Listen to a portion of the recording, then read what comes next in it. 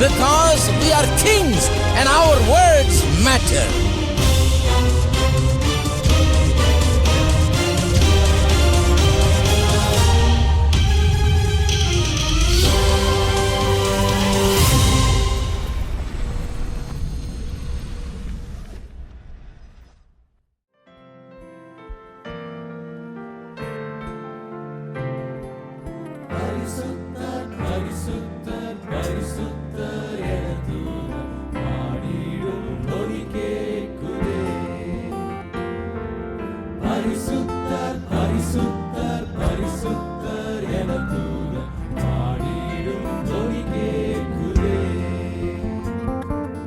பரிசுத்தர் பரிசுத்தர் பரிசுத்தர் என தூதர் பாடிடும் தொனி கேட்குதே.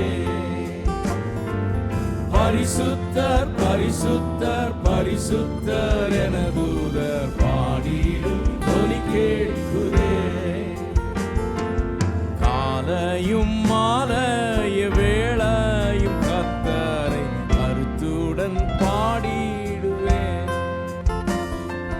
காலையும் மாலைய வேளையும் கர்த்தரை கருத்துடன் பாடிடுவேன். பரிசுத்தர் பரிசுத்தர் பரிசுத்தர் என தூதர் பாடிடும் தொனி கேட்குதே. பரிசுத்தர் பரிசுத்தர் பரிசுத்தர் என தூதர் பாடிடும் தொனி கேட்குதே. காலையும் மாலைய வேளையும் கர்த்தரை கருத்துடன் பாடிடுவேன். காலையும் மாலைய வேளையும் கர்த்தரை கருத்துடன் பாடிடுவேன். கர்த்தரின் வெளிச்சம் ஜீவனின் பலனும் கிருபையாய் ரட்சிப்புமானார். கர்த்தரின் வெளிச்சம் ஜீவனின் பலனும் கிருபையாய் ரட்சிப்புமானார். அஞ்சிடாமல் கலங்காமல் பயமின்றி திகிலின்றி அனுதினம் வாழ்ந்திடுவேன். அஞ்சிடாமல் கலங்காமல் பயமின்றி திகிலின்றி அனுதினம் வாழ்ந்திடுவேன். காலையும் மாலைய வேளையும் கர்த்தரை கருத்துடன் பாடிடுவேன். காலையும் மாலைய வேளையும் கர்த்தரை கருத்துடன் பாடிடுவேன்.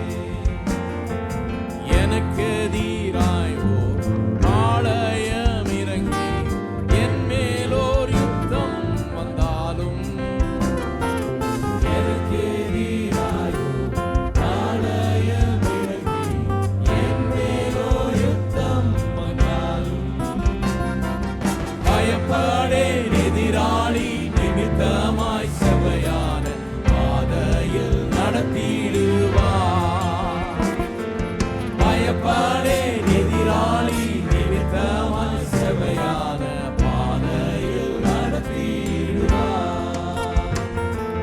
காலையும் மாலைய வேளையும் கர்த்தரை கருத்துடன் பாடிடுவேன். காலையும் மாலைய வேளையும் கர்த்தரை கருத்துடன் பாடிடுவேன். ஒன்றை நான் கேட்டேன் அதையே நாடுவேன், என்றும் தம் மகிமையை காண. ஒன்றை நான் கேட்டேன் அதையே நாடுவேன், என்றும் தம் மகிமையை காண.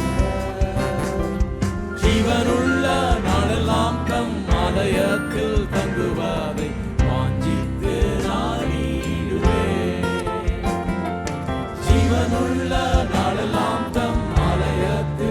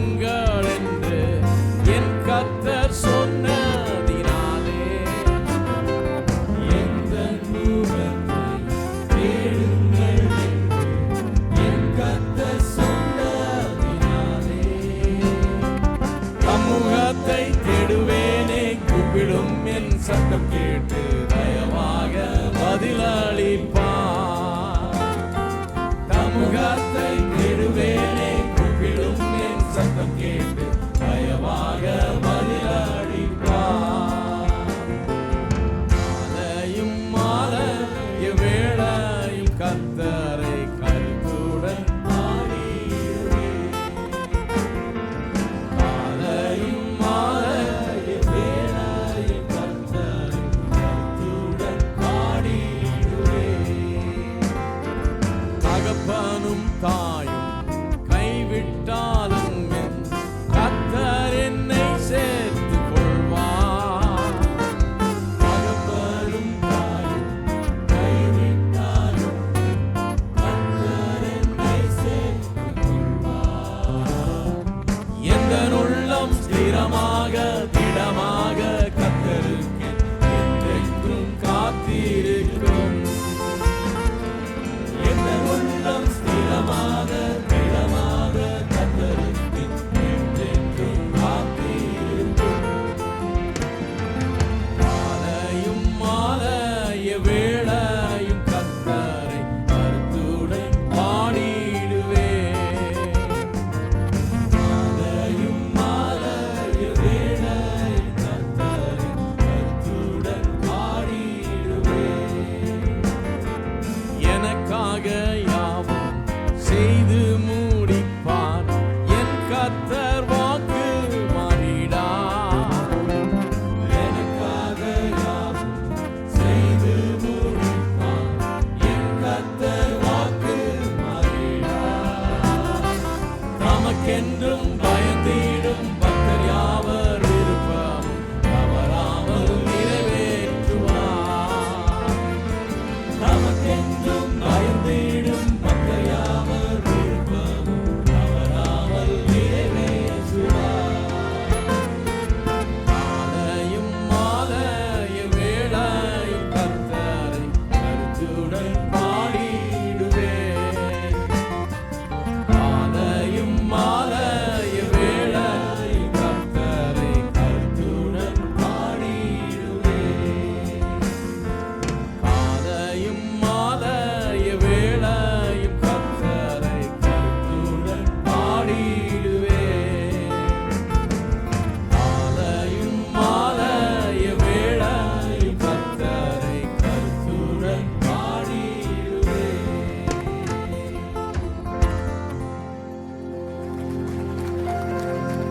நம்ம அனைவரும் தயவு செய்து எழுந்து நிற்போம். உலகெங்கிலும் இருந்து இந்த காலை வெள்ளை தொலைக்காட்சியின் மூலமாகவும் இணையதளத்தின் மூலமாகவும் எங்களோடு கூட இந்த காலை ஆராதனையிலே கலந்து கொண்டிருக்கிற உங்கள் யாவரையும் ஆண்டவராகிய இயேசுவின் நாமத்திலே அன்புடன் வரவேற்கிறேன். என்ன ஒரு நல்ல செய்தி பாருங்க, எனக்காக யாவற்றையும் செய்து முடிக்கிறவர் தேவன். எத்தனை பேர் இதை நம்புறீங்க? உங்களுக்காக எல்லாத்தையும் செய்து முடிச்சிருக்கிறாரு. வேத வசனம் சொல்லுகிறது, உலகத் தோற்றத்துக்கு முன்னாலே அந்த கிரியைகள்லாம் செய்து முடிக்கப்பட்டு விட்டன என்று. இஸ்ரவேல் மக்கள் பாலும் தேனும் ஓடுற தேசத்துக்கு போகிறத பற்றி சொல்கிறாரு. அவங்க போய் சேரலையாம். உலக தோற்றத்துக்கு முன்னாலேயே இதெல்லாம் அவர் ஏற்பாடு பண்ணி வச்சுருந்தாலும் அதை அடையாமல் விட்டாங்க.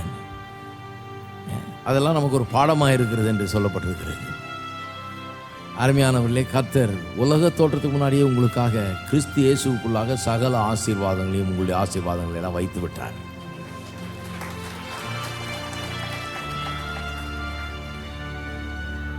அதை அடையிறதுக்கு தான் இன்றைக்கு நாம் ஒரு பெரிய பாடம் கற்க வேண்டியதாக இருக்குது. விசுவாசத்தை கற்றுக்கொள்ள வேண்டியதாக இருக்குது. அதை ஏற்படுத்தி வச்சிருக்காரு, புரியணும், விளங்கணும், மனக்கண்கள் பிரகாசம் அடையணும். அதை நான் பெற்று அனுபவிக்க வேண்டும். எல்லாரும் சேர்ந்து பாடுவோம். ஆண்டவர் படைத்த வெற்றியின் நாள் இது, இன்று மகிழ்வோம், அக்களிப்போம், அல்லேலூயா பாடுவோம். இன்று மகிழ்வோம், அக்களிப்போம், அல்லேலூயா பாடுவோம். அல்லேலூயா தோல்வியில்லை, அல்லேலூயா வெற்றி உண்டு. அல்லேலூயா தோல்வியில்லை, அல்லேலூயா வெற்றி உண்டு. ஆண்டவர் படைத்த வெற்றியில் நாள் இது, இன்று மகிழ்வோம், அக்களிப்போம், அல்லேலூயா பாடுவோம். இன்று மகிழ்வோம்,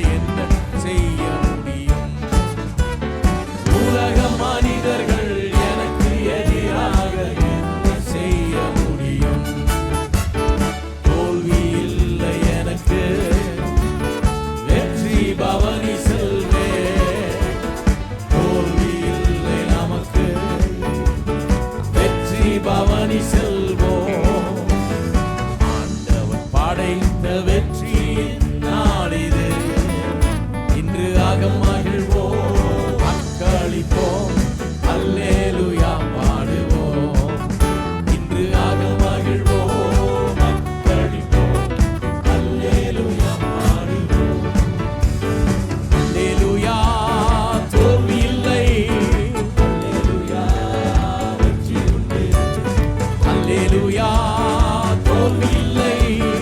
அல்லேலூயா, வெற்றி உண்டு. எனது ஆற்றலும் எனது பாடலும் எனது மீட்புமானா. எனது ஆற்றலும் எனது பாடலும் எனது மீட்புமானா. நீதிமான்களின் சபைகளிலே வெற்றி குரல் ஒலிக்கட்டும். நீதிமான்களின் சபைகளிலே வெற்றி குரல் ஒலிக்கட்டும். தோல்வி இல்லை எனக்கு, வெற்றி பவனி செல்வேன். தோல்வி இல்லை நமக்கு, வெற்றி பவனி செல்வோம். ஆண்டவர் படைத்த வெற்றியின் நாளிது, இன்று அகம் மகிழ்வோம், அக்களிப்போம், அல்லேலூயா பாடுவோம். இன்று அகம் மகிழ்வோம், அக்களிப்போம், அல்லேலூயா பாடுவோம். அல்லேலூயா, தோல்வி இல்லை. அல்லேலூயா, வெற்றி உண்டு.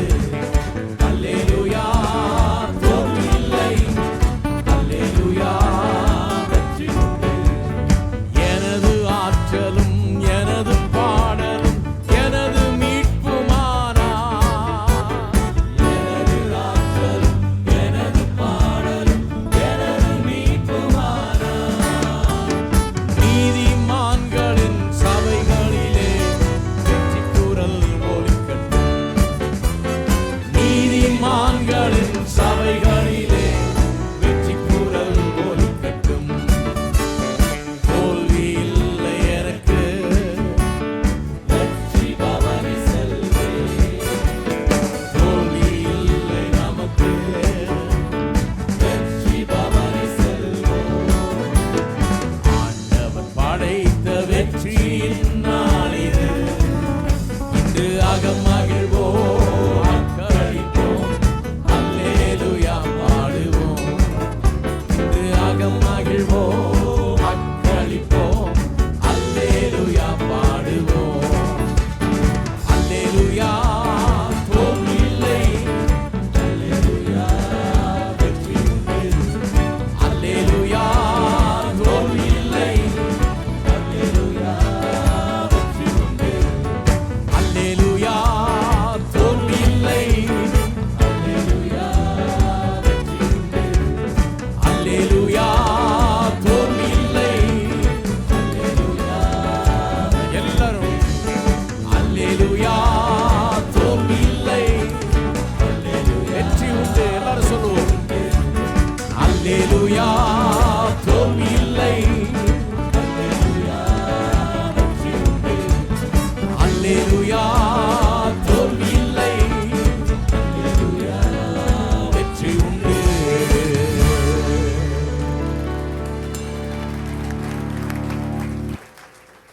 தோல்வி இல்லை, வெற்றி உண்டு.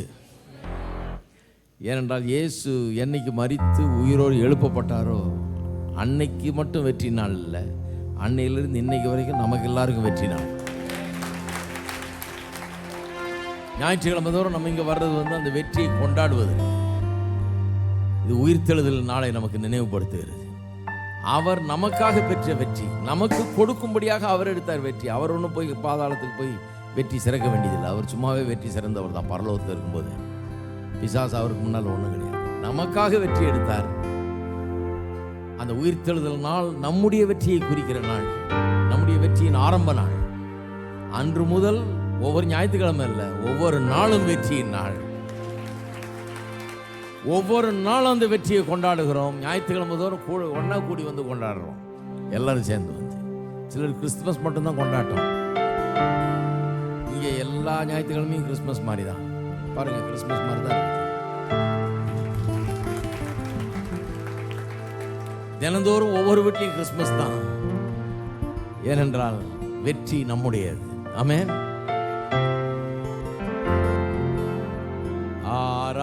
ஆராதிப்பே ஆராதிப்பே முழு உள்ளத்தோடு உம்மை ஆராதிப்பே. அதிசயரே மாவல்லவரே மகிமைக்கு நீ பாத்திரரே ஆராதிப்பே உம்மை ஆராதிப்பே உம்மை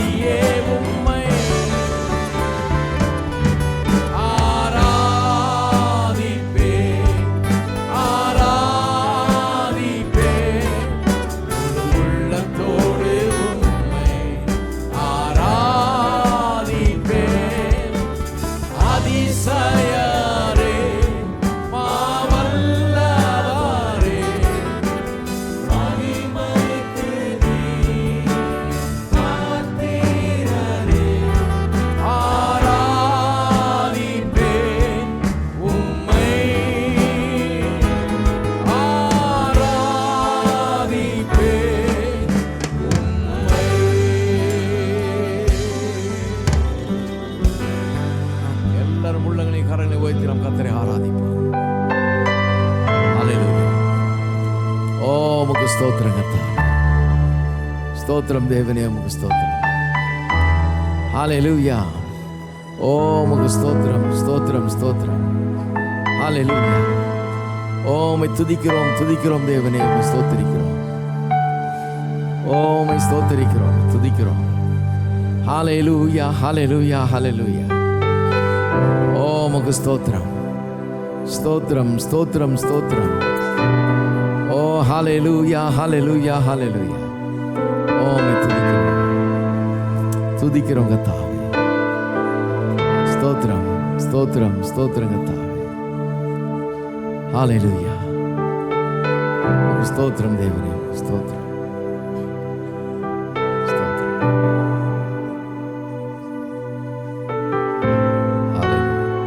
பிதாவே, உம்மை துதிக்கிறோம், உம்மை ஸ்தோத்திரிக்கிறோம். இந்த காலை வேளையில் நன்றியுள்ள இருதயத்தோடு உம்மை நோக்கி நாங்கள் பார்க்கிறோம். எங்களுக்காக எல்லாவற்றையும் செய்து முடித்திருக்கிறீர். இதை விளங்கிக் கொள்ள மனக்கண்கள் இன்றைக்கு பிரகாசம் அடையட்டும். சகல சத்தியத்துக்குள்ளும் ஆவியானவர் தாமே நடத்துவீராக. ஜனங்களுடைய அன்பை காணட்டும். நீர் எங்களுக்கு ஏற்படுத்தி இருக்கிற எல்லா அற்புதமான ஆதாரங்களையும் அவர்கள் கண்கள் காணட்டும் கர்த்தாவே. எங்களுக்கு குறைவில்லை. கர்த்தர் எங்கள் மேய்ப்பராக இருக்கிறார், நாங்கள் தாழ்ச்சி அடைவதில்லை என்பதை புரிந்து கொள்ளட்டும். எங்களுக்காக ஆசீர்வாதத்தையும் செழிப்பையும் நன்மைகளையும் ஏற்படுத்தி வைத்திருக்கிறபடியால் உமக்கு ஸ்தோத்திரம். வாழ்வை ஏற்படுத்தி வைத்திருக்கிறபடியால் உமக்கு ஸ்தோத்திரம். அதற்குள் இன்றைக்கு ஒவ்வொருவரும் பிரவேசிக்கட்டும் விசுவாசத்தோடு, அதிலே வாழட்டும். வார்த்தையில் இன்றைய வல்லமையாய் புறப்பட்டு வந்து ஒவ்வொரு உள்ளத்தையும் தொடட்டும். இயேசுவின் நாமத்திலே ஜெபிக்கிறோம்.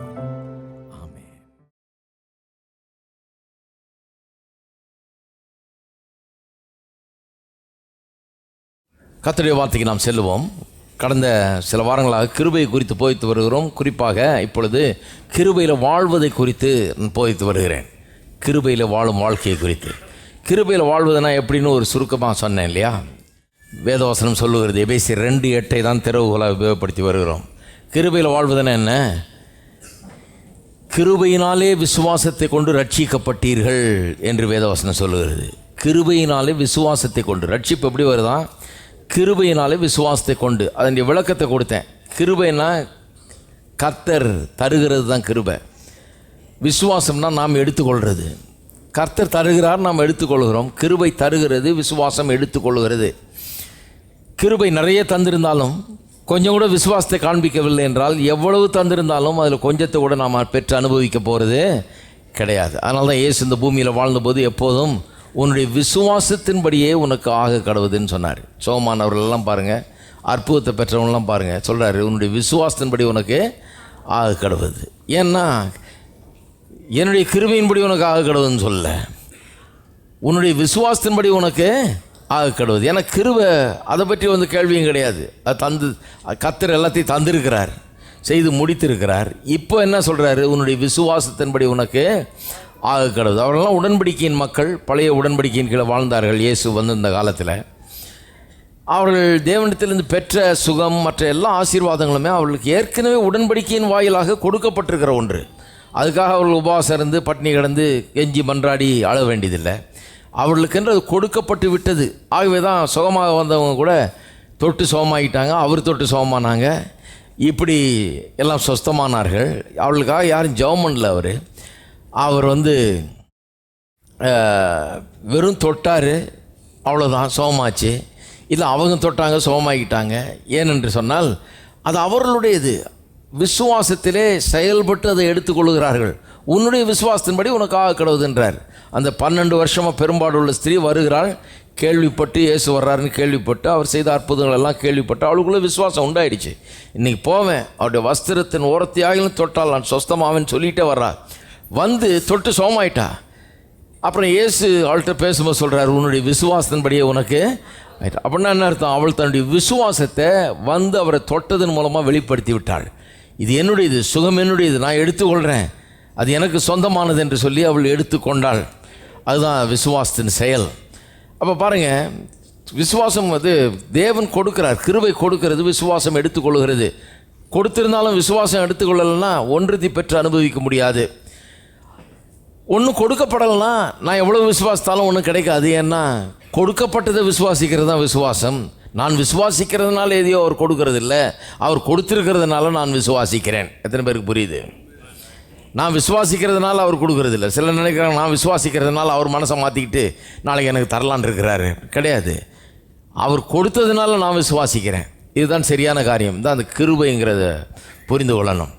அப்போ இதை பல்வேறு காரியங்களில் இதை நான் உதாரணமாக வைத்து எப்படி இந்த கிருபையில் வாழ்கிறோம்ன்றதை காண்பித்து வந்தேன். பாவத்தின் மீது வெற்றி அதை பேசணும், அதுலேயும் கிருபை தான் வருது. எப்படி கிருபை நமக்கு என்ன தந்திருக்குது? பாவத்தின் மேலே வெற்றி உள்ளவர்களாக வாழ்கிறதுக்கு என்ன கொடுத்துருக்குது? பல வாரங்கள் பேசினது. என்ன கொடுத்துருக்கிறது? பாவத்துக்கு செத்தவர்களாக ஆக்கி விட்டது கிருபை. பாருங்கள், கிருபை எப்போவுமே நான் எனக்காக செய்து கொள்ள முடியாததை செய்கிறது. ஏன்னா கடவுள் செய்கிறது அது. அவர் என்ன பண்ணுறாரு? கஷ்டமானதை நான் செஞ்சிட்றேங்கிறாரு, உன்னால் முடியாததை நான் செஞ்சிட்றேன்றாரு. விசுவாசம் அவர் எனக்கு செய்து முடித்தார், அவர் சொல்கிறத நான் நம்புகிறேன், அவர் செய்ததை நான் எடுத்துக்கொள்கிறேன்றது. அது என்னால் செய்ய முடியும். எப்போவுமே அவர் செய்ய முடியாத அவர் செஞ்சுட்டு செய்ய முடிஞ்சதை என்கிட்ட கொடுக்குறாரு. அப்போ பாவத்துக்கு என்னை செத்தவனாக்குகிறார். கல்வாரி சிலுவையில் அவர் மரித்த போது என்னுடைய பாவங்களும் அங்கே சிலுவையில் அறையப்பட்டது. நான் பாவத்துக்கு செத்தவனானேன், நீதிக்கு பிழைத்திருக்கிறோம். நான் இன்றைக்கு இருக்கிறேன். நான் இன்றைக்கு என்ன பண்ணணும்? நான் அதை உண்மையாகவே விசுவாசத்தேன்னா நான் அப்படி எண்ணிக்கொள்ள வேணும், அப்படி பேச வேண்டும், அப்படி எண்ண வேண்டும். அப்படி எண்ணும்போது வாழும்போது பாவத்தின் மீது வெற்றி எனக்கு அனுதினமும் உண்டாகிறது. இதை போதிச்சோம். இப்போ இன்னொரு எக்ஸாம்பிள் கொடுக்குறேன். பாவத்தின் மீது வெற்றி மட்டும் இல்லாமல் இன்னொரு உதாரணம், பல உதாரணங்களை கொடுக்கலான்னு இருக்கிறேன். ஏன்னா எவ்வளோக்கு எவ்வளோ இந்த கிருபையை பற்றி உதாரணம் கொடுக்குறோமோ அவ்வளோக்கு அவ்வளோ இதை புரிந்து கொள்வதற்கும் இந்த கிருபை கொடுத்த காரியங்களை பெற்று அனுபவிக்கிறதுக்கும் நமக்கு ஏதுவாக இருக்கிறது. அதனால் போன வாரம் இன்னொரு சப்ஜெக்ட் ஆரம்பித்தோம். அது என்னென்னா கொடுப்பதும் செழிப்பதும். இதுவும் கிருபையில் நடக்கிற ஒன்று. ஏன் இந்த கிருபையில் நடக்கிற ஒன்றுன்னு சொல்கிறேன்னா, நிறைய பேர் சட்டத்திட்டங்களுக்கு உட்பட்டு சில கட்டுப்பாடுகளுக்கு உட்பட்டு அப்படி கொடுக்கிறார்கள். அப்படி கொடுக்கறதுனாலே தான் நிறைய நேரத்தில் செழிக்கிறது கிடையாது. ஏனென்றால் அவர்கள் ஏதோ தங்களுடைய கடன் பட்டுட்டோம் கொடுத்தாகணும் அப்படிங்கிற விதத்துலலாம் கொடுக்குறார்கள். கொடுப்பது என்பது அவங்களுக்கு என்ன மாதிரி ஆக்டிவிட்டி ஆகிடுச்சு? ஒரு கடனை போல் ஆகிடுச்சு. அது கடவுளுக்கு நான் கொடுத்தாகணும், வேறு வழி கிடையாது. அவர் வேறு கொடுக்க சொல்லிட்டாரு, கொடுக்கலன்னா பாஸ்டரும் ஏதாவது கேட்பார், இல்லை சபையில் ஏதாவது நினச்சிக்குவாங்க, இதெல்லாம் நம்ம பிரச்சனை வரும் நாளைக்கு அப்படின்னு சொல்லிட்டு அப்படி கொடுக்குறவர்கள் இருக்கிறார்கள். அதனால தான் பாருங்கள், இதெல்லாம் புரிந்து கொள்ளுகிறது மிகவும் அவசியமாக இருக்கிறது. திருப்பம் மல்கியா 3ஆம் அதிகாரம், மல்கியா 3ஆம் அதிகாரம் 8ஆம் வசனம். மனுஷன் தேவனை வஞ்சிக்கலாமா? நீங்களோ என்னை வஞ்சிக்கிறீர்கள். எதினாலே உம்மை வஞ்சித்தோம் என்கிறீர்கள்? தசம பாகத்திலும் காணிக்கைகளிலும் தானே. நீங்கள் சபிக்கப்பட்டவர்கள், ஜனத்தாராகிய நீங்கள் எல்லாரும் என்னை வஞ்சித்தீர்கள். என் ஆலயத்தில் ஆகாரம் உண்டாயிருக்கும்படி தசம பாகங்களை எல்லாம் பண்டகசாலையிலே கொண்டு வாருங்கள். அப்பொழுது நான் வானத்தின் பலகணிகளை திறந்து இடங்கொள்ளாமல் போக மட்டும் உங்கள் மேல் ஆசீர்வாதத்தை வருஷிக்க மாட்டேனோ என்று அதனால் என்னை சோதித்து பாருங்கள் என்று சேனைகளின் கர்த்தர் சொல்லுகிறார். பூமியின் கனியை பட்சித்து போடுகிறவைகளை உங்கள் நிமித்தம் கண்டிப்பேன். அவைகள் உங்கள் நிலத்தின் பலனை அளிப்பதில்லை. வெளியில் உள்ள திராட்சை கொடி பழமில்லாமல் போவதும் இல்லை என்று சேனைகளின் கர்த்தர் சொல்லுகிறார். பாருங்கள், எத்தனை தடவை இந்த சில நேரத்தில் பைபிளை வாசிக்கும்போது எப்படி அதை புரிஞ்சு கொள்வதுன்றதுக்கு சில ஐடியாஸ் எல்லாம் சொல்கிறாங்க. அதில் ஒன்று என்னென்னா, சில பதங்கள் அல்லது வார்த்தைகள் திரும்ப திரும்ப வரும் பாருங்கள். அதில் இங்கே வர்றது என்னென்னா, சேனைகளின் கர்த்தர் சொல்லுகிறார், சேனைகளின் கர்த்தர் சொல்லுகிறார், சேனைகளின் கர்த்தர் எல்லாம் சொல்லுவோம், சேனைகளின் கர்த்தர் சொல்லுகிறார். அதாவது இது சாதாரண ஒரு காரியம் இல்லை, கடவுளே சொல்கிறாரு அப்படிங்கிறத இங்கே உணர்த்துகிறார்கள். இது நிறைய தடவை வரப்போகுது பாருங்கள் இன்றைக்கி பிரசங்கத்தில். சேனைகளின் கர்த்தர் சொல்லுகிறார். அப்பொழுது எல்லா ஜாதிகளும் உங்களை பாக்கியவான்கள் என்பார்கள், தேசம் விரும்பப்படத்தக்கதாக இருக்கும் என்று சேனைகளின் கர்த்தர் சொல்லுகிறார். மறுபடியும் வருது சேனைகளின் கர்த்தர். ஏன் திரும்ப திரும்ப சேனைகளின் கர்த்தர் சொல்லுகிறார்? அதை கொஞ்சம் கவனிச்சுக்குவோம், அதை மனசில் வைப்போம்.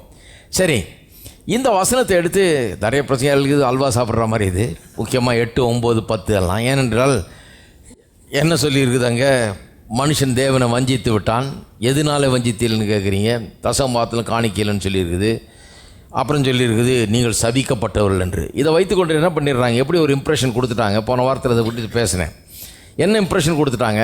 தசமபாகம் காணிக்க கொடுக்கலன்னா சாபம் நம்ம மேலே வந்துடுது, நீ போய் ஆஸ்பத்திரியில் அட்மிட் ஆக, நீ அங்கே போய் செலவழிப்ப, உனக்கு இல்லாத கஷ்டமெல்லாம் வரும், துன்பமெல்லாம் வரும், நீ கொடுக்க வேண்டியதுக்கு மேலே கடைசியில் உனக்கு செலவாகும். இப்படியெல்லாம் போதிக்கிறவர்கள்லாம் இருக்கிறாங்க, நிறைய இருக்கிறாங்க. ஆகவே நிறைய பேர் இந்த வசனத்தை எப்படி புரிஞ்சு வச்சுருக்கலாம்? கொடுக்கலாம் உனக்கு சாபம் வந்துருமாக்கும் அப்படின்லாம். அப்படி இல்லைன்னு சொல்லி நான் உங்களுக்கு போதிச்சேன் போன வாரம் இல்லையா? இங்கே குடு இல்லைன்னா அவனை சபிச்சு போட்டுருவேன்னு கர்த்தர் சொல்லலை. என்ன சொல்கிறாரு? நீங்கள் சபிக்கப்பட்டவர்கள்னு சொல்லி இருக்குது, உண்மைதான். என்ன அர்த்தத்தில் சொல்கிறாருன்னு உங்களுக்கு ஆதியாமத்திலேருந்து விளக்கி காண்பித்தேன். ஆதியாகமத்தில் கர்த்தர் என்ன பண்ணார்? எல்லா மரத்தின் கனியும் புசிக்கலாம், ஆனால் இந்த ஒரு மரத்தின் கனியை மட்டும் புசியாதிருப்பாயாக அப்படிங்கிறாரு. இங்கே 3ஆம் அதிகாரத்தில், மல்கியா 3ஆம் அதிகாரத்தில் தசமபாகம் காணிக்கன்னு சொல்லியிருக்கு. தசமபாகம்ன்றது 10 இந்த 10 அதை கர்த்தரிடத்தில் கொண்டு வர வேணும் என்று ஒரு அந்த லாக்கு கீழே, நியாயப்பிரமாணத்தில் அது ஒரு சட்டம் போல் வந்து விட்டது. பழைய ஏற்பாட்டு காலத்தில் மோசையின் கீழே அது சட்டம் போல் கொண்டு வந்தது. ஆனால் இது வெறும் மோசையின் கீழே வந்தது இல்லை, அதுக்கு முன்னாடியே வந்தது. ஆதியாகமத்திலேயே சிருஷ்டித்த உடனே கர்த்தர் ஏதேன் தோட்டத்தில் ஆதாமை வைத்து அவர் என்ன சொன்னார்னா, எல்லா மரத்தின் கனிகளையும் புசிக்கலாம், ஆனால் இந்த ஒரு மரத்தின் கனியை புசிக்காதன்னார். அந்த ஒரு மரத்தில் என்ன இருக்குது? அது என்ன விஷம் இருக்குதா என்ன? ஏன் அதை புசிக்காதன்னாரு? அதில் ஒரு காரியம் இருக்குது பாருங்கள். அந்த மரம் ஒரு சிம்பல். எதுக்கு சிம்பல்? கடவுள் என் மேலே அதிகாரியாக இருக்கிறார், எனக்கு மேலே அதிகாரம் உள்ளவராக இருக்கிறார். அவர் சொல்கிறது தான் நான் செய்வேன், அவருடைய அதிகாரத்துக்கு கீழே நான் வாழ்ந்துக்கிட்டு இருக்கிறேன். அப்போ அவர் சொல்லியிருக்கார் இதை புசிக்காதன்னு, நான் புசிக்க மாட்டேன். எத்தனை நாள் புசிக்காமல் இருக்கிறேனோ அத்தனை நாள் நான் எதை காண்பிக்கிறேன்? எனக்கு மேலே கர்த்தர் இருக்கிறாரு, கர்த்தருக்கு கீழே தான் நான் வாழுகிறேனுங்கிறத காட்டுறேன். என்னைக்கு அதை எடுத்து புசிக்கிறேனோ அன்னைக்கு எனக்கு கர்த்தர் கிடையாது, அவர் ஒன்றும் என் மேலே இல்லை, நான் எனக்கு நினச்சதை நான் செய்வேன் அப்படின்னு அர்த்தம். அதுதான் மனுஷனுடைய பாவம். ஆதாம் பாவம் செஞ்சான்ற ஆதாம் ஏவாளும் தான் இருந்தாங்க. அவங்க என்ன திருடினாங்களா? பேங்க்கில் கொள்ளையடிச்சாங்களா? இல்லை வேசித்தனம் உபச்சாரம் பண்ணாங்களா? இல்லை சினிமாவுக்கு போனாங்களா? ஒன்றுமே கிடையாது. அங்கே எந்த தியேட்டர் இருந்தது? எங்கே போய் பார்ப்பாங்க? எந்த படம் பார்ப்பாங்க? சிகரெட் குடித்தாங்களா? ஒன்றுமே பண்ணலையே.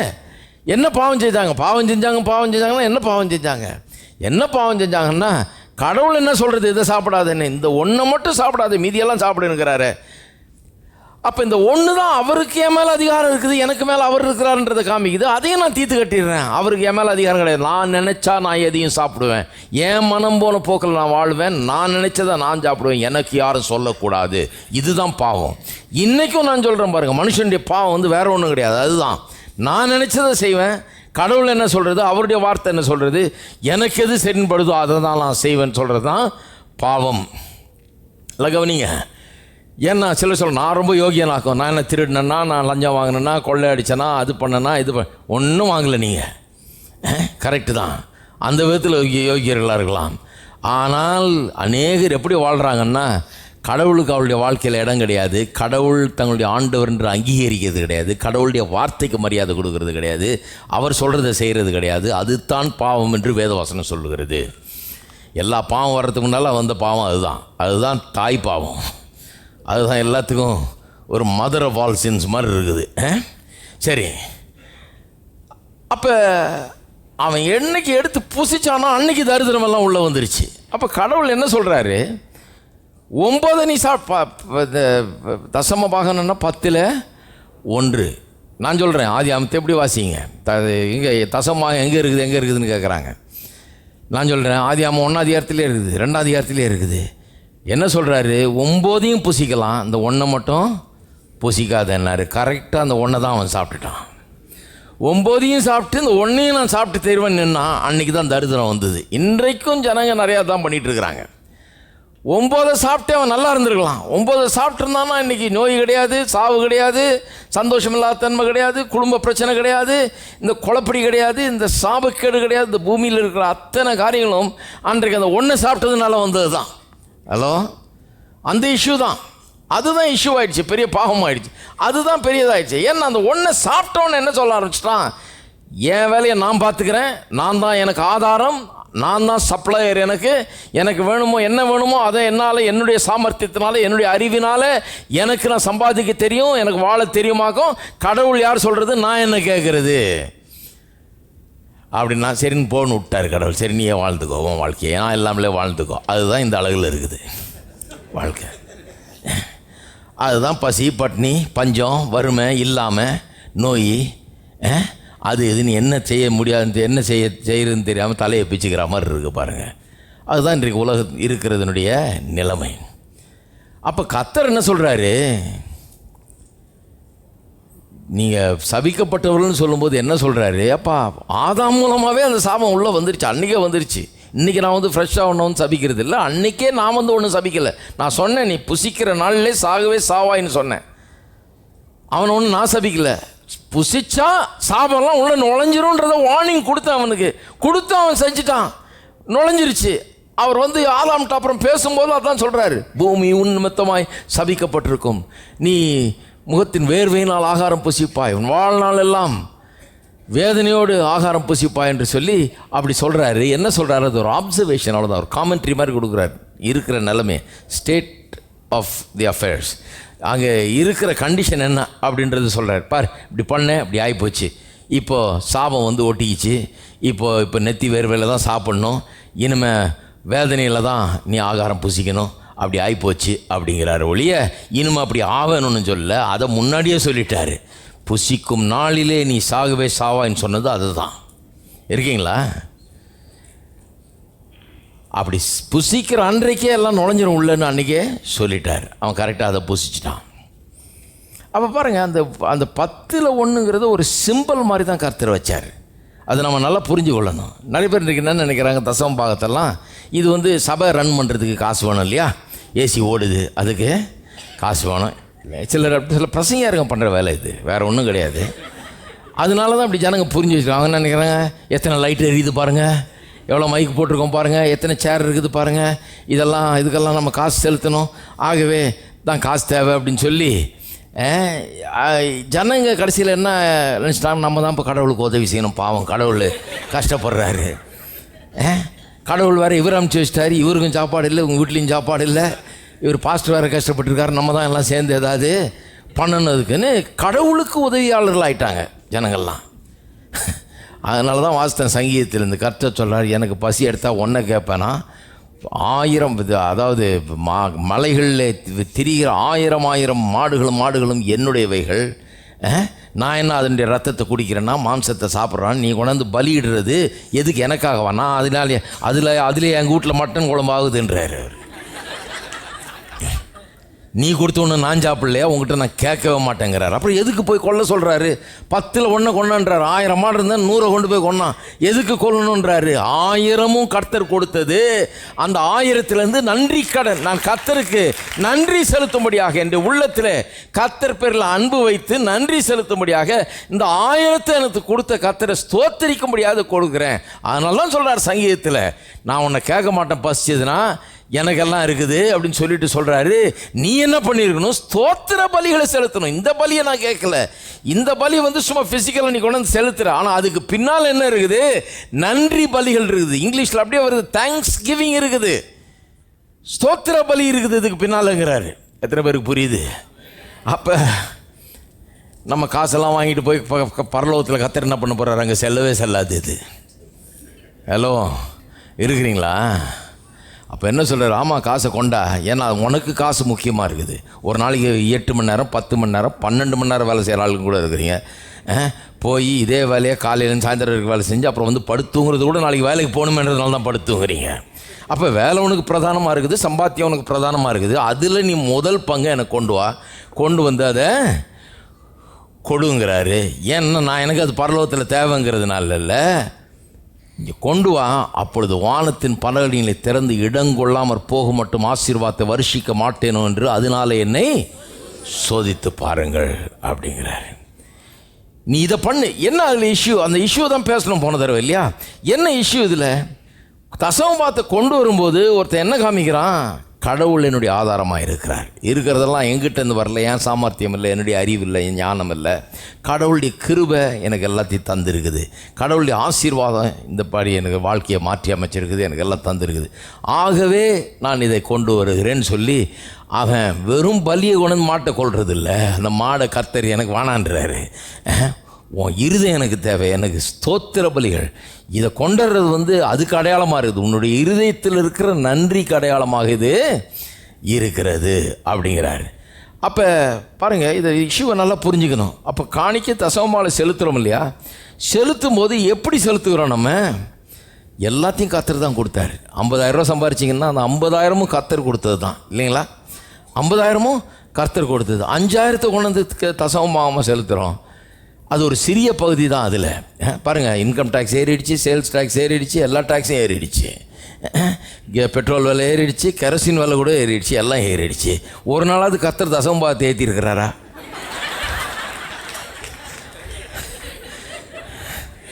உலகம் சிருஷ்டிக்கப்பட்ட அன்னையிலேருந்து இன்னைக்கு வரைக்கும் அது சேம் தான்.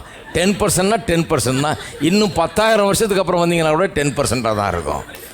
அதனால தான் நான் அதை முதல்ல கொடுத்துடுறது. ஏன்னா ஊரில் இருக்க அத்தனை பேரை காட்டலாம் அவர் தான் நல்லவர். என்கிட்ட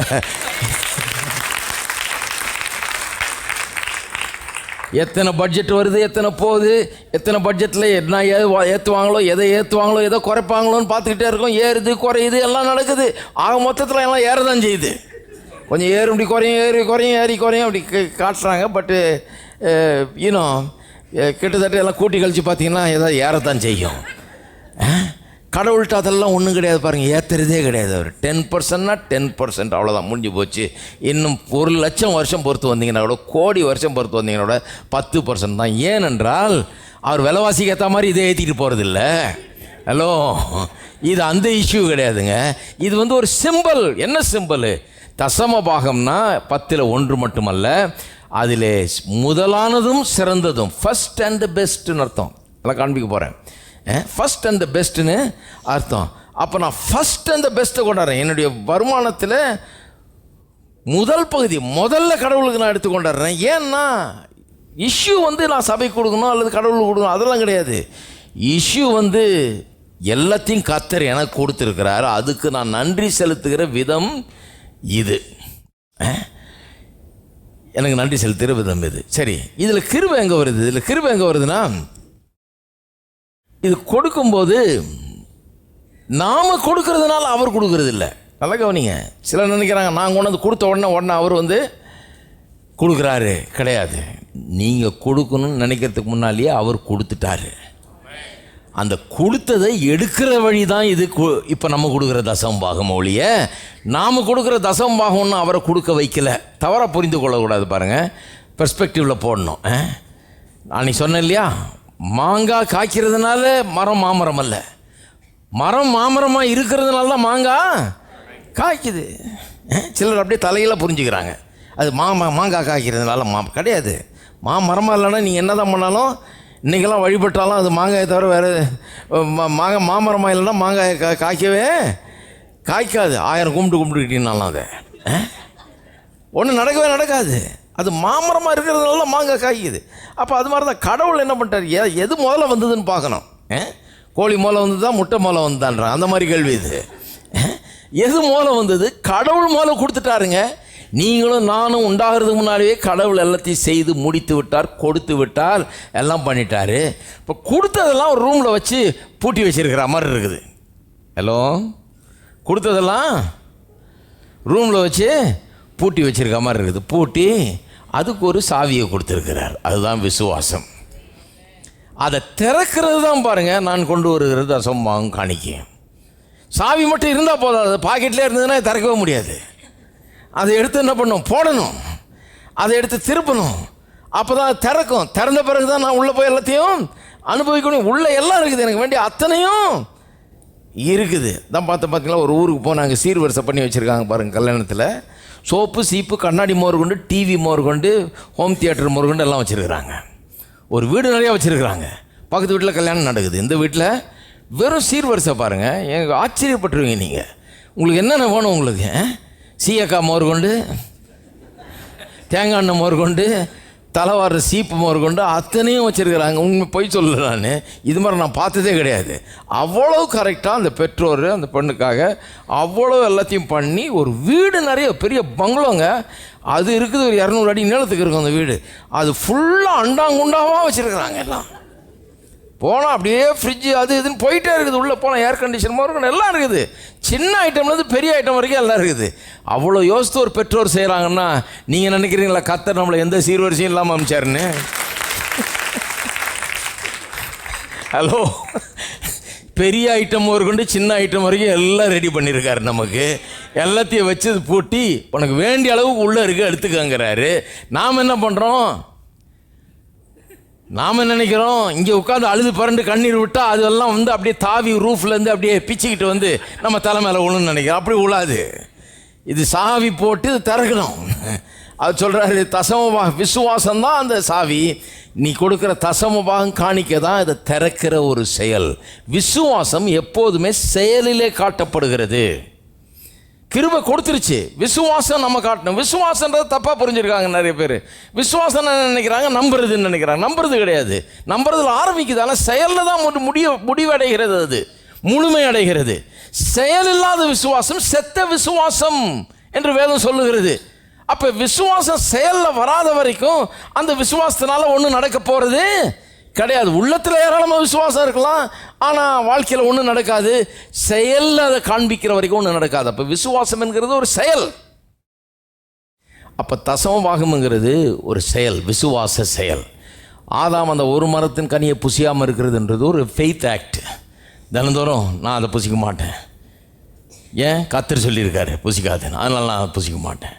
அது ஒரு ஃபெய்த் ஆக்ட். அது தசமபாகம் அப்படி தான். ஒரு மனுஷன் சொல்கிறான், இல்லை நான் 90 சாப்பிடலாம், அந்த 10 நான் சாப்பிட மாட்டேன், நான் அந்த 10 கொண்டு போய் நான் அங்கே கொடுக்க போகிறேன், 10ல் 1 கொண்டு போய் அங்கே நான் கொடுக்க போகிறேன் அப்படின்னு போகிறான். அப்போ கர்த்தர் சொல்கிறார், வானத்தின் பலனில் திறந்து இடங்கொள்ளாமற் போக மட்டும் ஆசீர்வாதத்தை வருஷிக்க பண்ணணுன்றார்.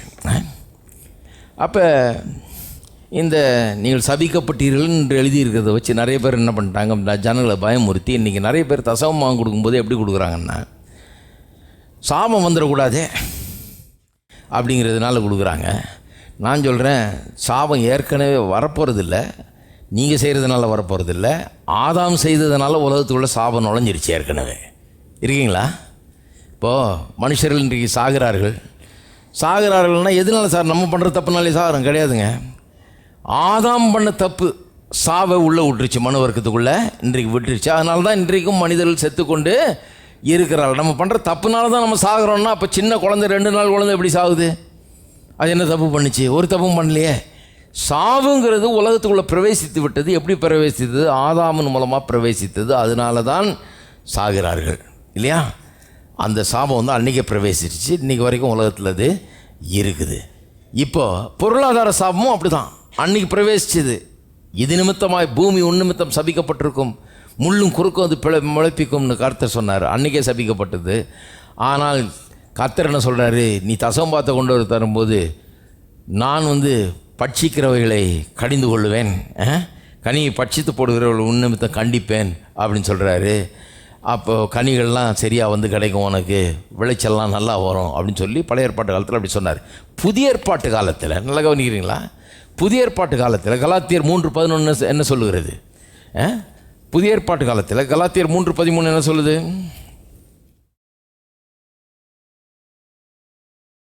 பாருங்கள், மல்கியா 3 கம்பேர் பண்ணுங்க பாருங்கள். மல்கியா 3:11 என்ன சொல்கிறாரு? 10 வந்து சொல்கிறாரு, தசமபாகங்களை கொண்டு வாருங்கள், வானத்தின் பள்ளிகளை திறந்து இடங்கொள்ளாமற் போக மட்டும் ஆசீர்வாதத்தை வருஷிக்க மாட்டேனோ என்று அதனால் என்னை சோதித்து பாருங்கள்ன்றார். அடுத்த வசனம் சொல்கிறாரு, பூமியின் கனியை பட்சித்து போடுகிறவைகளை உங்கள் நிமித்தம் கண்டிப்பேன், அவைகள் உங்கள் நிலத்தின் பலனை அழிப்பதில்லை, வெளியில் உள்ள திராட்சை செடி பழமில்லாமற் போவதும் இல்லை என்றார் இல்லையா? சரி, இப்போ கலாத்தியர் 3க்கு திருப்புங்க. கலாத்தியர் 3:13 வசனம் சொல்கிறது, மரத்திலே தூக்கப்பட்டவன் எவனும் சபிக்கப்பட்டவன் என்று எழுதியிருக்கிறபடி கிறிஸ்து நமக்காக சாபமாகி. ஹலோ, நீங்கள் சபிக்கப்பட்டவர்கள்னு பிரசங்கம் பண்ணுறவங்களுக்கு சொல்கிறேன், நாம் சபிக்கப்படல, நம்முடைய சாபமெல்லாம் இன்று யார் மேலே போயிடுச்சுன்னு வேதவசனம் சொல்லுது, இயேசுவின் பேரில் போய்விட்டது. மரத்திலே தூக்கப்படுகிறவன் எவனும் சபிக்கப்பட்டவன் என்று எழுதியிருக்கிறபடி. நானா தூக்கப்பட்ட மரத்தில் கிடையாது, அவர் தூக்கப்பட்டார் எனக்காக, என் நிமித்தமாக. அவர் மேலே அந்த சாபம் போயிடுச்சு. என் மேலே வந்து விட வேண்டிய சாபங்கள், என்னுடைய சாபங்கள் எல்லாம் அவர் மீது போய்விட்டது. மரத்திலே தூக்கப்பட்டவன் எவனும் சபிக்கப்பட்டவன் என்று எழுதியிருக்கிறபடி சொல்கிறேன் கேளுங்க. அதனால தான் இன்றைக்கு ஜனங்களை பார்த்து நீங்கள் சபிக்கப்பட்டவர்கள் நான் சொல்கிறது கிடையாது. நீங்கள் சபிக்கப்பட்டவர்கள், நீங்கள் ஏற்கனவே ஆசீர்வதிக்கப்பட்டவர்கள். தசமமாக கொடுக்கறதுனால நீங்கள் ஆசீர்வதிக்கப்பட்டவர்கள் இல்லை, தசமமாக கொடுக்கறதுக்கு முன்னாடியே ஆசீர்வதிக்கப்பட்டவர்கள். நீங்கள் பிறக்க முன்னாலே ஆசீர்வதிக்கப்பட்டவங்க, அப்புறம் எப்படி தசமபாகம் உள்ள வந்தது? அப்புறம் எதுக்கு தசமபாகம் கொடுக்குறோம்? நம்ம ஏற்கனவே ஆசீர்வதிக்கப்பட்டிருக்கோம்னா எதுக்கு தசமபாகம் கொடுக்குறோம்? எதுக்குன்னா ஆசீர்வதிக்கப்பட்டிருக்கிறது இந்த ரூமில் வச்சு பூட்டி இருக்கிற பொருட்கள் மாதிரி அதை எடுப்பதற்கு நாம் விசுவாசத்தை காட்ட வேணும். கர்த்தர் கிருபையில் நமக்கு கொடுத்திருக்கிற அத்தனையும் நாம் எடுத்து பெற்றுக்கொள்வதற்கு விசுவாசம் அவசியம். அதனால தான் தசமபாகம் கொடுக்குறோமோ ஒழிய நம்மளை ஆசீர்வதிப்பார்னு சொல்லி நம்ம தசமபாகம் கொடுக்கல. நம்மளை ஆசீர்வதித்திருக்கிறார், அதையெல்லாம் நான் பெற்று அனுபவிக்க வேணுமே. அதுக்காக தான் நான் தசமமாக கொடுக்குறேன் ஒழிய நான் அவர் கொடுப்பாருன்னு எண்ணி கொடுக்கல, அவர் கொடுத்துருக்கிறாருன்னு நினைக்கிறதுனால தான் நான் கொடுக்குறேன். எத்தனை பேருக்கு புரியுது நான் சொல்கிறது? இந்த பாயிண்ட் ரொம்ப நல்லா புரிஞ்சுக்கணும். ஏனென்றால் பயமெல்லாம் நீங்கணும், மோட்டிவ் கரெக்டாக இருக்கணும். பாருங்கள், நம்முடைய இருதயத்தின் நோக்கம் கரெக்டாக, எதுக்காக கொடுக்குறோன்றது கரெக்டாக இருக்கணும். நோக்கம் கரெக்டாக இல்லைன்னா பாருங்கள், சிலர் பயத்தில் கொடுக்குறாங்க, கடன் மாதிரி நினச்சி கொடுக்குறாங்க. சரி, பில்லு கட்டணும், அந்த மாதிரி அவங்களுக்கு என்னென்ன நினைப்பா பில்லு கட்டணும். சில நேரத்தில் பாருங்கள், அந்த காலத்தில் எனக்கு ஞாபகம் இருக்குது, ஃபோனே வேலை செய்யாது, ஆனால் ஃபோன் பில்லு மட்டும் வரும் கரெக்டாக. நீ கட்டலைன்னா கட் பண்ணிட்டு போயிடுவாங்க, அவ்வளோதான். நீங்கள் அவங்கள்ட்ட ஒன்றும் பேச முடியாது. என்னங்க ஃபோன் வேலை செய்கிற பில்லை மட்டும் கொடுக்கலாம், அது கட்டு, அப்புறம் பேசி கம்ப்ளைண்ட் கொடுணுமாங்களே ஒழிய அது 6 மாதமாக வேலை செய்யலைங்க கம்ப்ளைண்ட் கொடுக்குறான் அப்படின்னு சொன்னால் கொடுத்தா கூட ஒன்றும் வேலை செய்யலைன்னா கூட 6 மாதத்துக்கு சேர்த்து உங்கள்கிட்ட வாங்காமல் விடவே மாட்டாங்க. வேலை செய்தோ இல்லையோ கொடுத்துடணும். சில பிரசங்கர்கள் என்ன பண்ணிட்டாங்க, தசமபாகத்தை அப்படிப்பட்ட ஒரு இதாக போதிச்சிட்டாங்க. அவங்க என்ன சொல்லிட்டாங்க, தசமபாகன்றது இதனால் உனக்கு ஒன்றும் கிடைக்காது, நீ அது கடன் மாதிரி கட்டிக்கிட்டே வரணும் கரெக்டாக, அதுக்கு மேலே கொடுக்குற காணிக்கை தான் உனக்கு ஏதாவது ஆசீர்வாதத்தை கொண்டு வர முடியும், தசமபாகத்தினால ஒன்றும் காணிக்கை உனக்கு எது பலனும் கிடையாதுன்னு சொல்லிட்டாங்க. தப்பு. இது நம்ம கட்டுற ஒரு பில்லு மாதிரி கிடையாதுங்க. இது கட்டாயத்தினால் செய்கிறது ஒன்றும் கிடையாது. புதிய ஏற்பாட்டில் நம்ம க்ளீனாக வாசிக்கிறோம். பவுல போதும் சொல்லுகிறார், சிறுக விதைக்கிறவன் சிறுக அறுப்பான், பெருக விதைக்கிறவன் பெருக அறுப்பான். ஆகையால் விசனத்தினாலும் அல்ல, கட்டாயத்தினாலும் அல்ல, ஒவ்வொருவரும் தன்னுடைய மனதில் நியமித்தபடியே கொடுக்க கடவன். மனமும் தர சொல்கிறாரு ஒழிய கட்டாயத்தினால தர சொல்லவில்லை. நிறைய பேர் இப்படி கட்டாயப்படுத்தப்படுகிறதுனால அவங்க கட்டாயப்படுத்தப்படுறதா நினைக்கிறாங்க. ஏனென்றால் சில தொந்தரவு கொடுக்குறாங்க, உண்மைதான். சிலர் நேரடியாகவோ மறைமுகமாகவோ தொல்லை கொடுக்கறதுனால இதை கட்டி தொலைச்சிரும், இல்லைன்னா சாபம் விட்டுக்கிட்டே இருக்கிறாங்க, இல்லைன்னா பயமுறுத்திக்கிட்டே இருக்கிறாங்க. நீ ஆஸ்பத்திரியில் அட்மிட் ஆகிடுவேன்றாங்க, 1000 கொடுக்காததுக்கு 10,000 செலவாகுன்றாங்க. இந்த வம்பு என்னத்துக்கு, கொடுத்து தொலைச்சிருவோம் அப்படின்னு சொல்கிற கொடுக்குறாங்க. இதில் என்ன ஆகுதுன்னா, மோட்டிவ் சரியாக இல்லாதனால, நோக்கம் சரியாக இல்லாதனால கொடுத்தும் பயன் இல்லாமல் போய்விடுகிறது.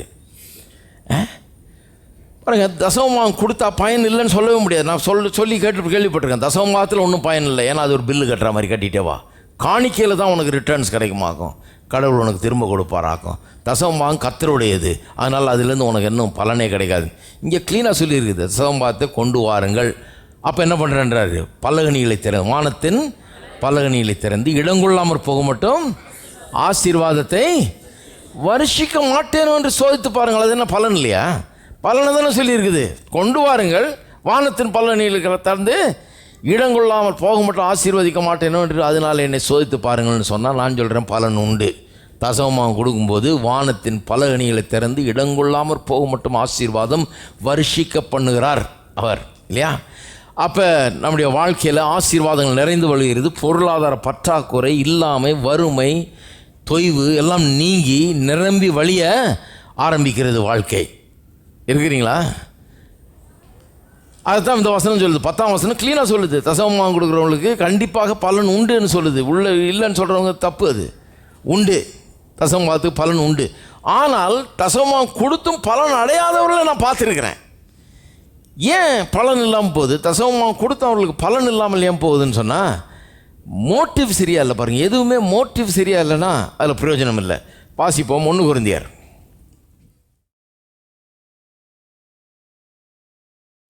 13ஆம் அதிகாரம்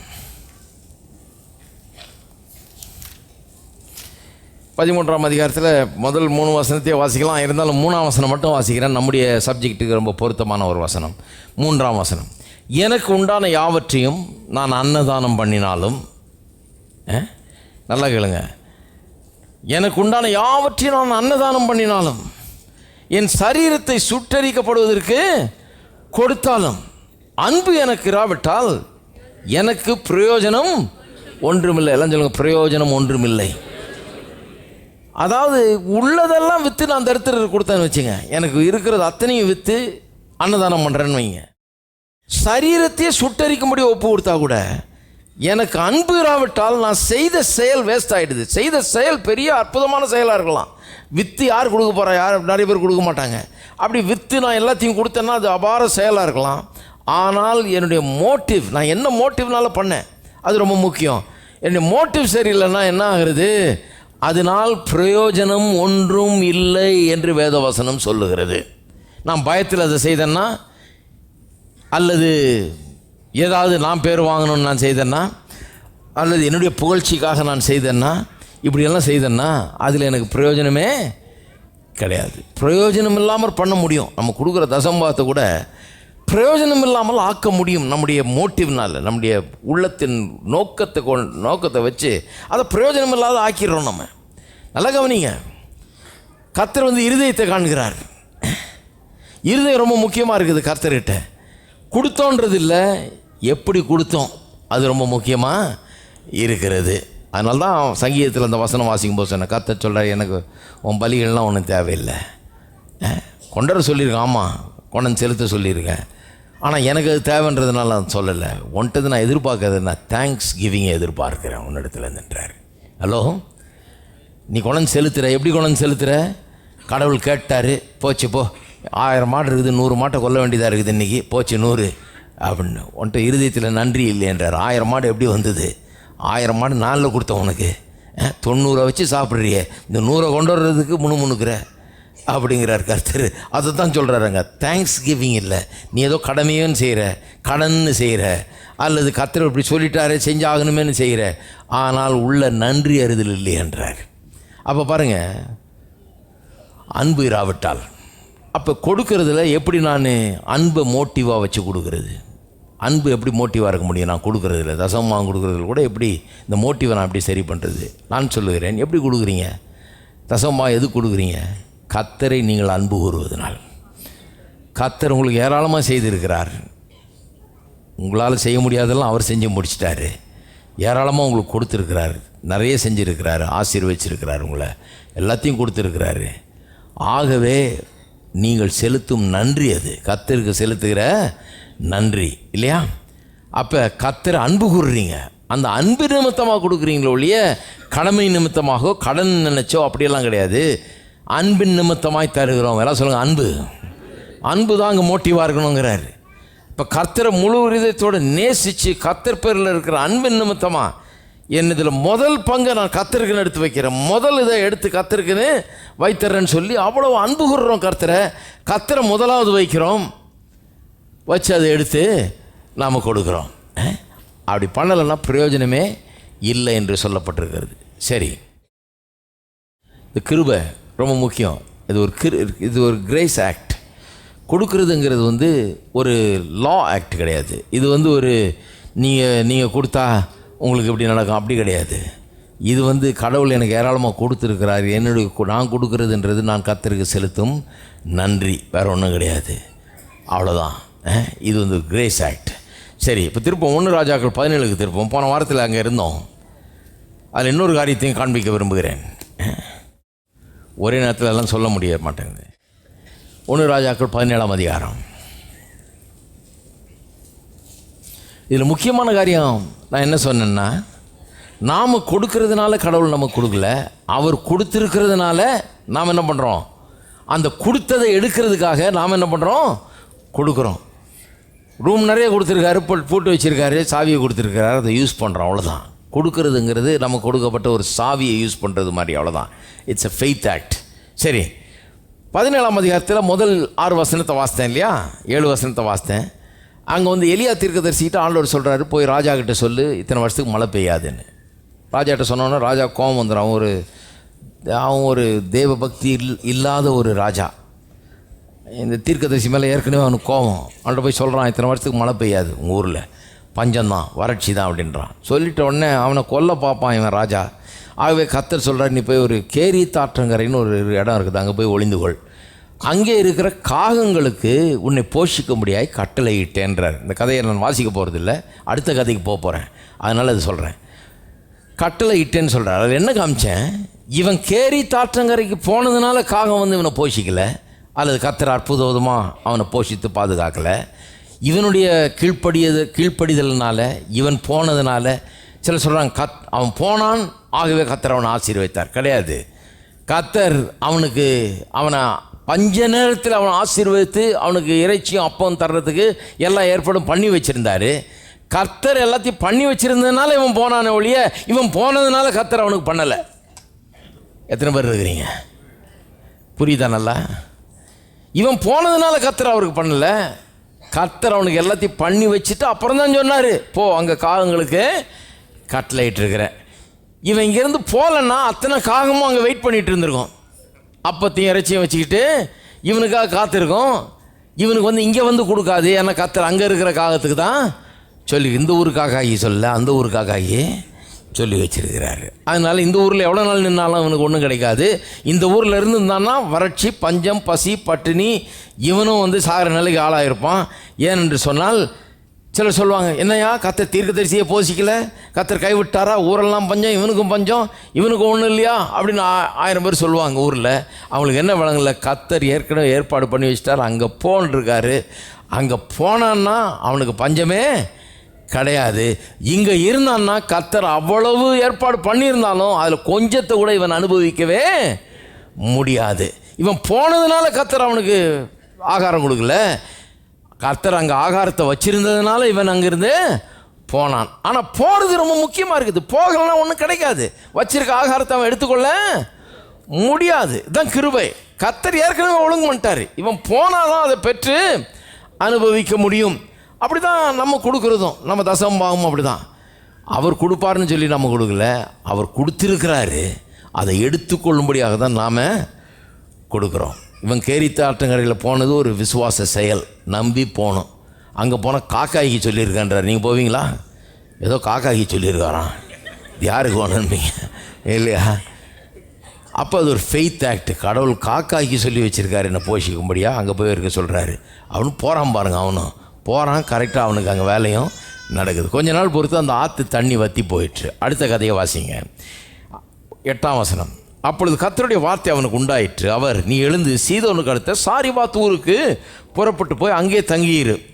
உன்னை பராமரிக்கும்படி அங்கே இருக்கிற ஒரு விதவைக்கு கட்டளையிட்டேன். எல்லாம் சொல்லுங்க, கட்டளையிட்டேன். இந்த கேரித் ஆற்றங்கரைக்கு போகும்போது சொல்கிறார், காகங்களுக்கு கட்டளை இடுவேன்னு இருக்குது. இங்கிலீஷ் பைபிளில் பார்த்தீங்கன்னா கட்டளை இட்டேன்னு தான் வருது. அங்கேயும் கட்டளை இட்டேன்னு தான் வருது. அப்போ ஏற்கனவே கர்த்தர் சொல்லிட்டாராம். யாருக்கு சொல்லிட்டாரு? விதவைகிட்ட சொல்லிட்டாரு.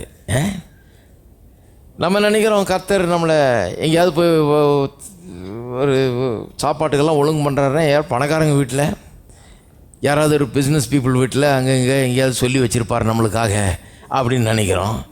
கர்த்தர் செலெக்ஷன் பாருங்கள் எப்படி இருக்குதுன்னு. ஒரு விதவை, எலியை யோசிச்சிருப்பான், நல்லா பணக்கார விதவையாக இருக்கும் போல இருக்குது, புருஷன் நிறையா வச்சுட்டு போயிருப்பார் போல இருக்குது. அவர் போயிட்டார், இந்த அம்மா உட்காந்துட்டு இருக்கு நிறைய காசோட. கர்த்தர் அங்கே போக சொல்கிறார். அங்கே போனால் எல்லாம் அந்த அம்மா கவனிச்சிக்கோ நம்மளை அப்படின்னு சொல்லிட்டு தான் போகிறான். போய் பார்த்தா தான் அப்புறம் தான் விளங்குது. அடுத்த வசனம் பாருங்கள். அப்படியே அவன் எழுந்து சாரிபாத்துக்கு போனான். அந்த பட்டணத்தில் ஒளிமுக வாசலுக்கு அவன் வந்தபோது அங்கே ஒரு விதவை விறகு பொறுக்கி கொண்டிருந்தாள். அவன் அவளை பார்த்து கூப்பிட்டு, நான் குடிக்கிறது கொஞ்சம் தண்ணீர் ஒரு பாத்திரத்தில் கொண்டு வா என்றான். நல்லா கவனிங்க. கொண்டு வரப்போ அவன் போகிற போது அவன் அவளை நோக்கி கூப்பிட்டு, கொஞ்சம் அப்பமும் உன் கையில் எனக்கு கொண்டு வாண்டான். அதற்கு அவள், பானையில் ஒருபடி மாவும் கலயத்தில் கொஞ்சம் எண்ணெயுமே அல்லாமல் என்னிடத்தில் ஒரு அடையும் இல்லை என்று உம்முடைய தேவனாகிய கர்த்தருடைய ஜீவனை கொண்டு சொல்லுகிறேன். இதோ நானும் என் குமாரனும் சாப்பிட்டு செத்து போக அதை எனக்கும் அவனுக்கும் ஆயத்தப்படுத்துகிறதுக்கு 2 விறகு பொறுக்குகிறேன். நல்ல விதவை வீட்டுக்கு அனுப்பிச்சாரு பாருங்க. நல்லா பணக்கார விதவையாக இருக்கும், நல்லா உட்காந்து சாப்பிட்டுட்டு வரலான்னு போன ஆளு பெரிய அங்கே போனோடனே ஷாக்காக இருந்திருக்கும். அங்கே போனால் இந்த அம்மா வந்து விறகு கூட 2 விறகு போதுன்னு பொறுக்கிட்டு இருக்குது. எதுக்கு ரொம்ப பேருக்கு போவோம், நாளைக்கு தான் உயிரோடு இருக்க போகிறது இல்லையே, கடைசி இவ்வளோ மாவு தான் இருக்குது, இவ்வளோ எண்ணெய் தான் இருக்குது, சாப்பிட்டுட்டு கடைசி ஆகாரம் இது சாப்பிட்டு சாக போகிறோன்னு இருக்க பொம்பளை வீட்டுக்கு போகிறாரு. போனால் அந்த அம்மா பொறுக்கிட்டு இருக்கிறத பார்க்குறாரு, விறகு பொறுக்கிட்டு இருக்கிறத கூப்பிட்டு என்ன கேட்குறாரு பாருங்கள். கேட்குற ஐட்டமே ரொம்ப தப்பு. ஊரில் தண்ணியே கிடையாது, ஆற்றுலலாம் தண்ணி வற்றி போயிடுச்சு. சொல்கிறாரு, ஒரு பாத்திரத்தில் தண்ணி கொண்டு வான்றாரு. இந்த அம்மாவுக்கு எப்படி இருக்குன்னு பார்க்குறேன். இந்த தீர்க்கதரிசிங்களே இப்படி தான், இந்த பிரசங்காரங்களுக்கு வேறு வேலையே எது இல்லையோ அதை தான் கொண்டு வான்றாங்க. என்கிட்டயே கொஞ்சம் தான் இருக்குது, நாங்கள் கடைசியாக கொஞ்சம் குடிக்கலான்னு வச்சுருக்கோம், அந்த தண்ணியை கொண்டு வான்றாருன்னு. ஆனால் கர்த்தர் அந்த மாட்டை பேசியிருக்கார் பாருங்கள். விதவைக்கு கட்டளை இட்டேன்னு சொல்லிட்டார்ல கர்த்தர் அந்த மாட்டை ஏதோ பேசியிருப்பார். என்ன பேசியிருப்பாருன்னு தெரியல, இங்கே ஒன்றும் சொல்லலை. ஆனால் பிரசங்கியார் நான் மற்ற இடங்கள்லாம் பார்த்தா எனக்கு வழங்கிட்டேன் என்ன சொல்லியிருப்பாருன்னு. இந்தம்மா என்ன பண்ணியிருக்கோம், கர்த்தரிடத்தில் ஜெபம் பண்ணியிருக்கோம். ஆண்டவரே இந்த மாதிரி எனக்கு ஒரு புருஷன் இல்லை, சம்பாதிக்கிறதுக்கு ஆள் இல்லை, என்னை காப்பாற்றுறதுக்கு ஒருத்தர் இல்லை, எல்லாம் செத்துக்கிட்டு இருக்கிறாங்க, பசி பட்னியில் வாடி வதங்கிட்டு இருக்கிறாங்க, இந்த நேரத்தில் என்னை ஆதரிக்கிறதுக்கு யாருமே இல்லையே, கடவுளை நீர் தான் என்னை ஆதரிக்கணும்னு சொல்லி அந்தம்மா ஆண்டவரை நோக்கி கூப்பிட்டுருக்கோன்னு நினைக்கிறேன். ஆண்டவர் சொல்லியிருப்பார், நீ பயப்படாத, நான் உனக்கு எல்லா ஏற்பாடும் பண்ணுறேன், பஞ்சம் பசி ஒன்று ஒன்றும் பண்ணாது, திக்கற்றவர்களுக்கெல்லாம் நான் ஆண்டவராக இருக்கிறேன், நான் பார்த்துக்கிறேன்னு சொல்லியிருப்பாருன்னு நினைக்கிறேன். உனக்கு ஒரு அற்புதம் நடக்கும், பயப்படாதேன்னு சொல்லி வச்சுருந்துருப்பாருன்னு நினைக்கிறேன். அதனால தான் இந்த அம்மா பாத்திரத்தில் தண்ணி கொண்டு வானோன்னு ஒன்றும் பேசலை. ஏன்னா இந்த அம்மா அற்புதம் எந்த விதத்தில் வருமோ, யார் வடிவில் வருமோன்னு காத்துட்டு இருந்திருக்கோன்னு நினைக்கிறேன்.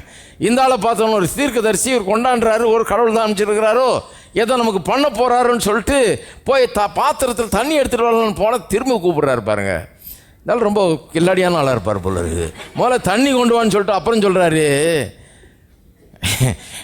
அதுக்கப்புறம் சொல்கிறாரு, கொஞ்சம் அப்பமும் உன் கையில் கொண்டு வா. கொஞ்சம் இடம் கொடுத்தா இருந்தாலும் ரொம்ப தலைக்கு மேலே ஏறுவார் போல இருக்குன்றது. தண்ணி கொண்டு வான்ட்டு அப்புறம் அப்பமும் கையில் கொண்டு வான்றாரு. இப்போ இந்த அம்மாவுக்கு நல்ல சான்ஸு. என்ன விளையாடுறீரா, தண்ணியே இருக்கிறது கஷ்டம், இப்போது அப்பம் வேறு கேட்குறீரு அப்படின்னு சொல்லிட்டு சொல்லுது அந்த அம்மா. எங்கள் வீட்டில் இவ்வளோ மாவு தான் இருக்குது, இவ்வளோ எண்ணெய் தான் இருக்குது, சாப்பிட்டுட்டு நானும் என் பையனும் சாகலான்னு கடைசி சாப்பாட்டுக்கு ரெடி பண்ணிகிட்ருக்குறோம், இப்போ என்ன பண்ணுன்னு சொல்லுங்கன்றார் இந்த அம்மா. ஆனால் அவன் சொல்கிறான் கரெக்டாக பாருங்கள். அப்பொழுது எலியா அவளை பார்த்து, 13ஆம் வசனம், பயப்படாதே, எல்லாம் சொல்லுங்க, பயப்படாதே, பக்கத்தில் இருக்கால பார்த்து சொல்லுங்க, பயப்படாதே, பயப்படாதே, நீ போய் உன் வார்த்தையின்படி ஆயத்தம் பண்ணு, ஆனாலும் முதல் அதிலே எனக்கு ஒரு சிறிய அடையை பண்ணி, எல்லாம் சொல்லுங்க, முதல் எப்படி இருக்கும், இருக்கட்டும், பையன் இருக்கட்டும், நீ இருக்கட்டும், முதல்ல எனக்கு பண்ணுன்றாரு. ரொம்ப அநியாயமாக தெரியுது இல்லையா? இந்த மாதிரி பிரச்சனை யாருக்கும் பிடிக்காது பாருங்கள். முதல்ல எனக்கு பண்ணு. அப்போ பையன் அவருது ஒரு நல்ல தீர்க்கதரிசின்னு தான் என்ன சொல்லணும், முதல்ல பையனுக்கு கொடுமா, அப்புறம் நீ சாப்பிடுமா, ஏதாவது மிச்சம் மீதி இருந்தா எனக்கு கொண்டாந்தா அப்படின்னா ஒரு நல்ல தீர்க்கதரிசின்னு சொல்லுவாங்க இன்றைக்கி ஜனங்க. இவர் தலைகீழாக இருக்கார். என்ன சொல்கிறாரு, முதல் அடையை பண்ணி, முதல்ல எனக்கு ஒரு சிறிய அடையை பண்ணி எனக்கு அதை என்னிடத்தில் கொண்டு வா, பின்பு உனக்கும் உன் குமாரனுக்கும் பண்ணலாம். அப்புறம் சொல்கிறார் பாருங்க, கர்த்தர் தேசத்தின் மேல் மழையை கட்டளையிடும் நாள் மட்டும் பானையின் மா செலவழிந்து போவதும் இல்லை, கலசத்தில் எண்ணெய் குறைந்து போவதும் இல்லை என்று இஸ்ரவேலின் தேவனாகிய கர்த்தர், மல்லியால் என்ன வாஸ்தம், திரும்ப திரும்ப 3 தடவை சேனையின் கர்த்தர் சொல்லுகிறார். இங்கே சொல்கிறார், இஸ்ரவேலின் தேவனாகிய கர்த்தர். நான் சொல்லமா, கடவுள் சொல்கிறாரு. இது கடவுளுடைய வார்த்தை, உனக்கு நான் சொல்கிறது கடவுளுடைய வார்த்தை. நல்லா சொன்னார் பாருங்க, முதல்ல எனக்கு கொண்டு வா. கடவுள் அப்படி சொல்லியிருக்காரு. நானாக இருந்தால் முதல்ல நீ சாப்பிடுன்னு சொல்லியிருப்பேன். ஹலோ, நானாக இருந்தால் முதல்ல நீ சாப்பிடுன்னு சொல்லியிருப்பேன். அப்படி தான் ஒரு அம்மா வந்தாங்க பாருங்கள், ஆஃபீஸில் அந்த காலத்தில் வந்தாங்க, வந்து தன்னுடைய கடன் பிரச்சனை அது இதுன்னு சொன்னாங்க. ஏதோ ஒரு இதில் சாதாரண வேலையில் இருந்தாங்க பாருங்கள். அவங்க இப்போ சொல்லிகிட்டு இருந்தாங்க. சரி நீ ஜெபம் பண்ண, நான் எனக்கு ஒரு காணிக்கை கொடுத்தாங்க அந்த அம்மா. அந்த காலத்தில் நான் சொல்லி 25 வருஷத்துக்கு முன்னாடி 900 ரூபா இருக்கும், ரொம்ப அதிகம். இந்த அம்மா வேறு கடன் இருக்குது, அது இருக்குது, இது இருக்குன்றது, இவர் நம்மகிட்ட ஒரு காணிக்கை கொடுக்குதுன்னு சொல்லி அந்த மாட்டி திருப்பி கொடுத்தேம்மா, நீங்களே வச்சுக்கோங்க, முதல்ல போய் உங்கள் கடன் எல்லாம் சரி பண்ணுங்க, எங்களுக்கு இதெல்லாம் வேணாம், ஜெபம் பண்ணிருக்க நீங்கள் போங்க, கடவுள் உங்களுக்கு பெரிய காரியம். அந்த அம்மா சொல்லுது, ஐயா உங்கள் பிரசங்கத்தை கேட்டு தான் நான் வந்திருக்கிறேன், கர்த்தருக்கு முதல்ல தரணும்னு சொன்னது நீங்கள் தான், எனக்கு ஞாபகப்படுத்துது அந்த அம்மா. நான் தந்துட்டு தான் போவேன், எடுத்துகிட்டுலாம் போக மாட்டேன், எனக்கு கர்த்தர் எனக்கு தருவார்னு நம்புகிறேன். இன்றைக்கி அந்த அம்மா இருக்கிறாங்க, நல்லா இருக்கிறாங்க. இன்றைக்கி எனக்கு மனம் ஒரு மாதிரி உருகிடுச்சு பாருங்கள். அந்த அம்மாவுடைய கதையை கேட்டோடனே, இந்த அம்மா கேட்ட எதுக்கு நான் காசு வாங்கணும், அந்த அம்மாக்கே கொடுத்துடலாமே அப்படின்னு மனுஷிகமாக நான் யோசிக்க ஆரம்பிச்சிட்டேன். நான் அப்படி யோசித்து அந்த அம்மாட்டை திருப்பி கொடுத்தேன் பாருங்கள். அந்த அம்மா நல்லா உடுன்னு விட்டுச்சு. அந்த அம்மா, நீங்கள் தானே சொன்னீங்க, நீங்கள் சொல்லிவிட்டு நீங்களே எப்படி சொல்கிறீங்க அப்படின்னு சொல்லிவிட்டு பிடிங்க, எனக்கு ஜெபம் பண்ணி ஆசீர்வதிங்க, இதை கர்த்தர் எனக்கு பெரிய காரியங்களை செய்வான்னு சொல்லி இன்றைக்கு வரைக்கும் அந்த அம்மா நல்லா இருக்குது. இப்போவும் நான் பார்க்குறேன் நல்லா இருக்கிறாங்க. இதெல்லாம் சார் 25 வருஷமாக ஓடிட்டுருக்குது. அந்த அம்மா குறைவில்லாமல் போய்ட்டுருக்கு. இப்போ பார்த்தீங்கன்னா கேட்டிங்கன்னா நல்லா இருக்கிறேன் நான் அப்படின்னா. அப்போ எப்படி பாருங்கள் சொல்கிறாரு, இஸ்ரவேலின் தேவனாகிய கர்த்தர் சொல்லுகிறார். சும்மா இல்லை, கர்த்தர் என்ன சொல்கிறார்? கர்த்தர் சொன்னார்னா மனுஷன் சொல்கிற மாதிரி இருக்காதுங்க. சிலர் ரொம்ப மாம்சீகமாக நினைக்கிறீங்க. நீங்கள் என்ன நினைக்கிறீங்க? எங்கிட்டே இல்லை, இவர் கர்த்தருக்கு கொடுக்கணுன்றார், தசமமாகம் கொடுக்கணுன்றாரு. எங்கிட்டே கொஞ்சம் தான் இருக்குது, இவர் தசமமாகம் கொடுக்கணுங்கிறாரு. இதெல்லாம் எனக்கு பிடிக்கலையாக்கும். அது என்ன பிரசங்கம்? தசமமாகம் கொடுக்கணும். தசமமாகம்னா ஃபஸ்ட் அண்ட் பெஸ்ட்டுன்றார். ஃபஸ்ட்டு நான் கர்த்தருக்கு கொடுத்தணுமா? அப்போ நான் ஃபஸ்ட்டு என் வீடு பேமெண்ட் பண்ண வேண்டியது இல்லையா? என் பைக்கு பேமெண்ட் பண்ண வேணாமா? என் கார் பேமெண்ட் பண்ண வேணாமா? ஃபஸ்ட்டு நான் பேங்க்குக்கெல்லாம் கடன் கட்ட வேணாமா? ஃபஸ்ட்டு நான் எங்கள் மாமியார் வீட்டுக்கு கொடுக்க வேணாமா? எங்கள் அம்மா வீட்டுக்கு கொடுக்க வேணாமா? ஃபஸ்ட்டு நான் தாய் தாப்பனுக்கெல்லாம் பண்ண வேணாமா? ஃபஸ்ட்டு நான் அதை பண்ணுவேன், ஃபீஸை கட்டணுமே, படிக்கிற பிள்ளைக்கு நான் ஃபஸ்ட்டு நான் அதை கட்டினேமே. ஃபஸ்ட்டுன்றாரு. இங்கே வந்தால் நாங்கள் ஃபஸ்ட்டுன்னு தான் போதிப்போம். ஏன்னா இங்கே நாங்கள் சொல்கிறத நாங்கள் போதிக்கிறது இல்லை. கர்த்தர் இஸ்ரவேலின் தேவனாகிய கர்த்தர், நம்முடைய ஜீவனுள்ள தேவன் சொல்கிறது தான் நான் உங்களுக்கு சொல்கிறேன். மனுஷனுடைய வழிகளை உங்களுக்கு போதிக்கிறவனாக இருந்தால் நான் உங்களபடி போதிப்பேன். நான் நீங்களே வச்சுங்க, உங்களுக்கு தான் தேவை, எனக்கு வேணாம், நீங்களே வச்சுங்க, ஃப்ரீயாக நான் போதிச்சுட்டு போகிறேன், நீ கேட்டு போங்கன்றவேன் நான். ஹலோ, அது மனுஷனுடைய வழி. அதில் எந்த ஆசீர்வாதமும் உங்களுக்கு கிடைக்காது. நான் கர்த்தருடைய வழியை உங்களுக்கு சொல்கிறேன். கர்த்தருடைய வழி என்ன? முதல்ல கர்த்தருக்கு கொண்டு வா. எல்லாம் சொல்லுங்க, முதல் ஃபஸ்ட்டு முதல்ல கொண்டாடுறாரு. தைரியமாக சொல்கிறாரு. சாக போகிற பொம்பளைட்டு சொல்கிறார், கடைசியாக சாப்பாடை சாப்பிட்டு இதோட முடிஞ்சது, எல்லாத்தையும் பேக்கப் பண்ணி போயிடுறோம் நாங்கள் அப்படின்ட்டு இருக்கிற பெண்ணுக்கிட்ட சொல்கிறாரு, முதல்ல கொண்டு வான்றாரு. ஒரு பெரிய சேலஞ்சு பாருங்கள். என்ன சேலஞ்சிங்க? கர்த்தர் ஒரு காரியம் பண்ணியிருக்காரு.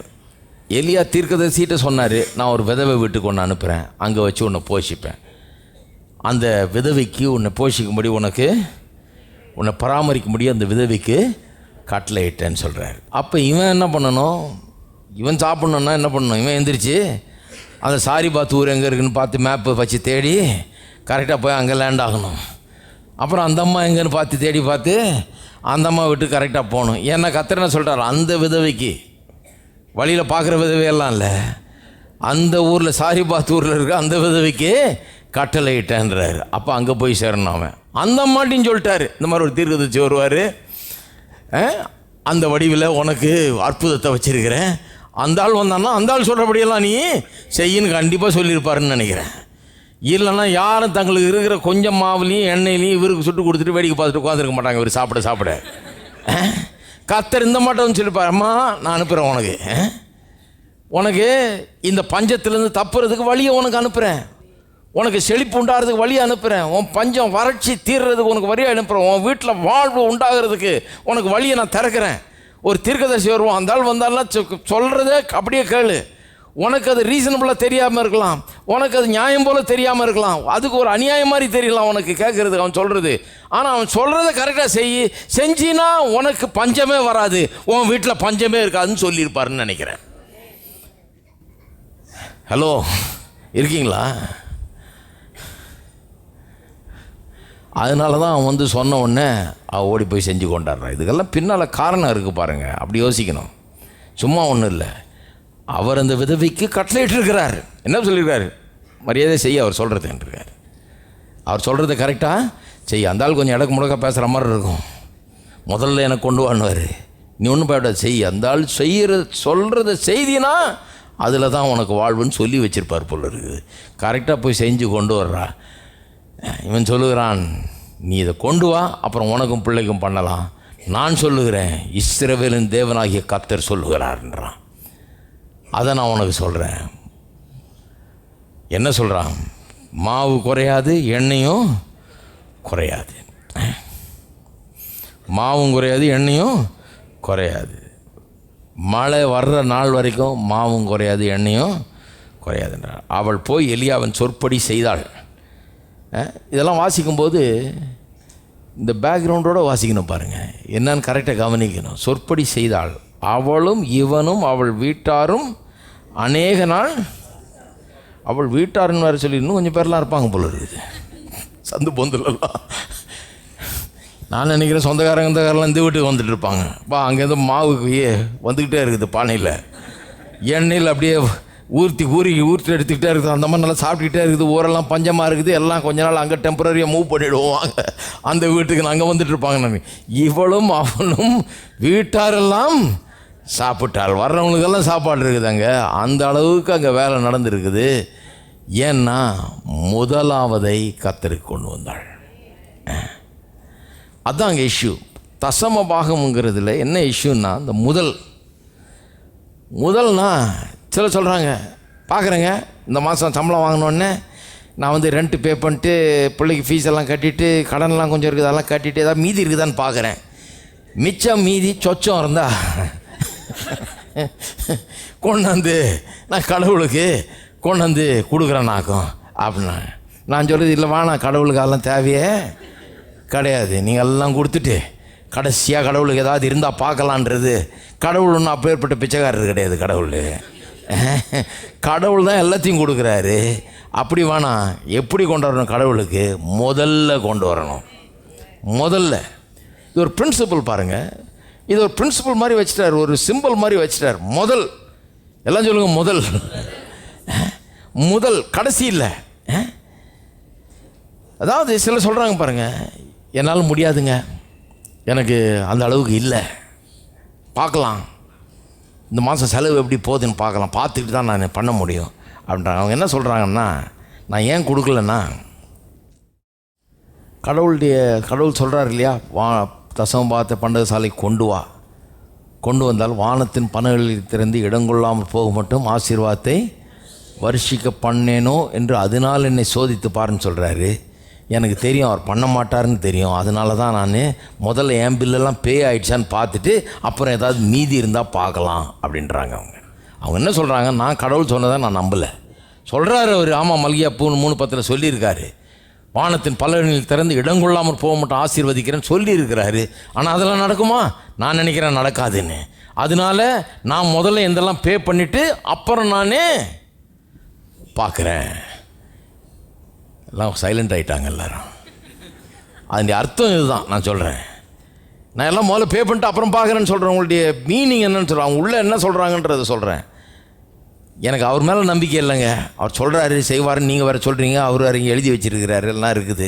ஆனாலும் நான் அதை நம்புகிற மாதிரி இல்லை. அதனால் நான் ஃபஸ்ட்டு என் பில்லெல்லாம் பே பண்ணிட்டு அப்புறம் இருந்தால் பார்த்து கொள்ளலாம், பிறகு பார்ப்போம்.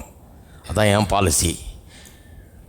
ஏனென்றால் கடவுள் செய்வார்ன்றதை நான் நம்புறது கிடையாது அப்படின்றாங்க. ஆனால் கடவுள் ஆப்போசிட்டாக ஆப்ரேட் பண்ணுறாரு. அவர் என்ன சொல்கிறாரு, விசுவாசம் செயலில் காட்டுகிறது.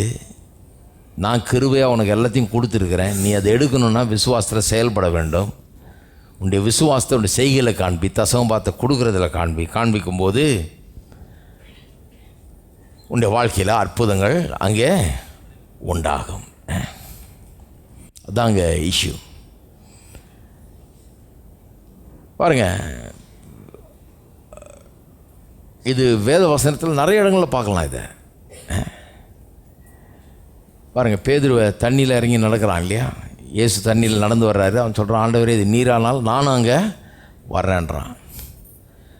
வான்னு டப்புன்னு இறங்கிட்டான். பாருங்கள், நம்மளாக இருந்தால் என்ன சொல்லிப்போம், ஆண்டவரே ஒரே அலையங்களையுமா இருக்குது, கொஞ்சம் இதை கிரானைட் ஃப்ளோர் மாதிரி எதாவது போட்டுக்கிட்டு கொடுத்தீங்கன்னா, கொஞ்சம் நான் இறங்கி இங்கேருந்து அங்கே ஒரு ரோடு மாதிரி போட்டு கொடுத்தீங்கன்னா அதில் அப்படியே நடந்து வந்துடுறேன். ஆண்டவரே இதை முதல்ல அப்படி மாற்றோம், அதை பார்த்த உடனே நான் இறங்கிடுறேன். அவர் பண்ண போகிறதும் இல்லை, நீங்கள் பார்க்க போகிறதும் இல்லை, நடக்க போகிறதும் இல்லை. அது எப்போ அது ஃப்ளோர் மாதிரி மாறுது, நடக்கக்கூடிய விதத்தில் தண்ணி எப்போ மாறுதுன்னா, அவன் எப்போ காலை எடுத்து வச்சானோ அப்போவே அது தண்ணி ஃப்ளோர் ஆகிடுச்சு. அது இவன் கால் அங்கே பட்ட பிறகு தான் அதில் மாற்றம் ஏற்படுகிறது ஒழிய இதுக்கு முன்னால் அவர் பண்ணுறது கிடையாது. ஏன்னா எல்லாமே கர்த்தரிடத்தில் விசுவாசத்தை பொறுத்தான் இருக்குது. விசுவாசம்னா என்ன, அவர் சொல்கிறத நான் நம்புகிறேன், நான் சொல்கிறது அவர் நம்புறது இல்லை, நான் சொல்கிறபடியெல்லாம் அவர் ஆடுறது இல்லை, அவர் சொல்கிறத நான் கேட்கிறேன். அதுதான் விசுவாசம். அப்போ 11 பேர் உட்காந்துருக்காங்க போட்டில், இவன் ஒருத்தன் இறங்கி நடக்கிறான். 11 பேரில் வேறு யாராவது நடந்தாங்களா சொல்லுங்கள்? ஒரு ஆள் கூட நடக்கலை. முக்கால்வாசி பேர் இப்படி தான் வேடிக்கை பார்க்குற ஆட்கள். 12 பேரில் ஒருத்தர் தான் கர்த்தருடைய ஆசீர்வாதத்தை முழுமையாக அனுபவிக்கிற ஆட்கள். ஏனென்றால் அவங்க தான் தைரியமாக இறங்குறாங்க தண்ணியில்.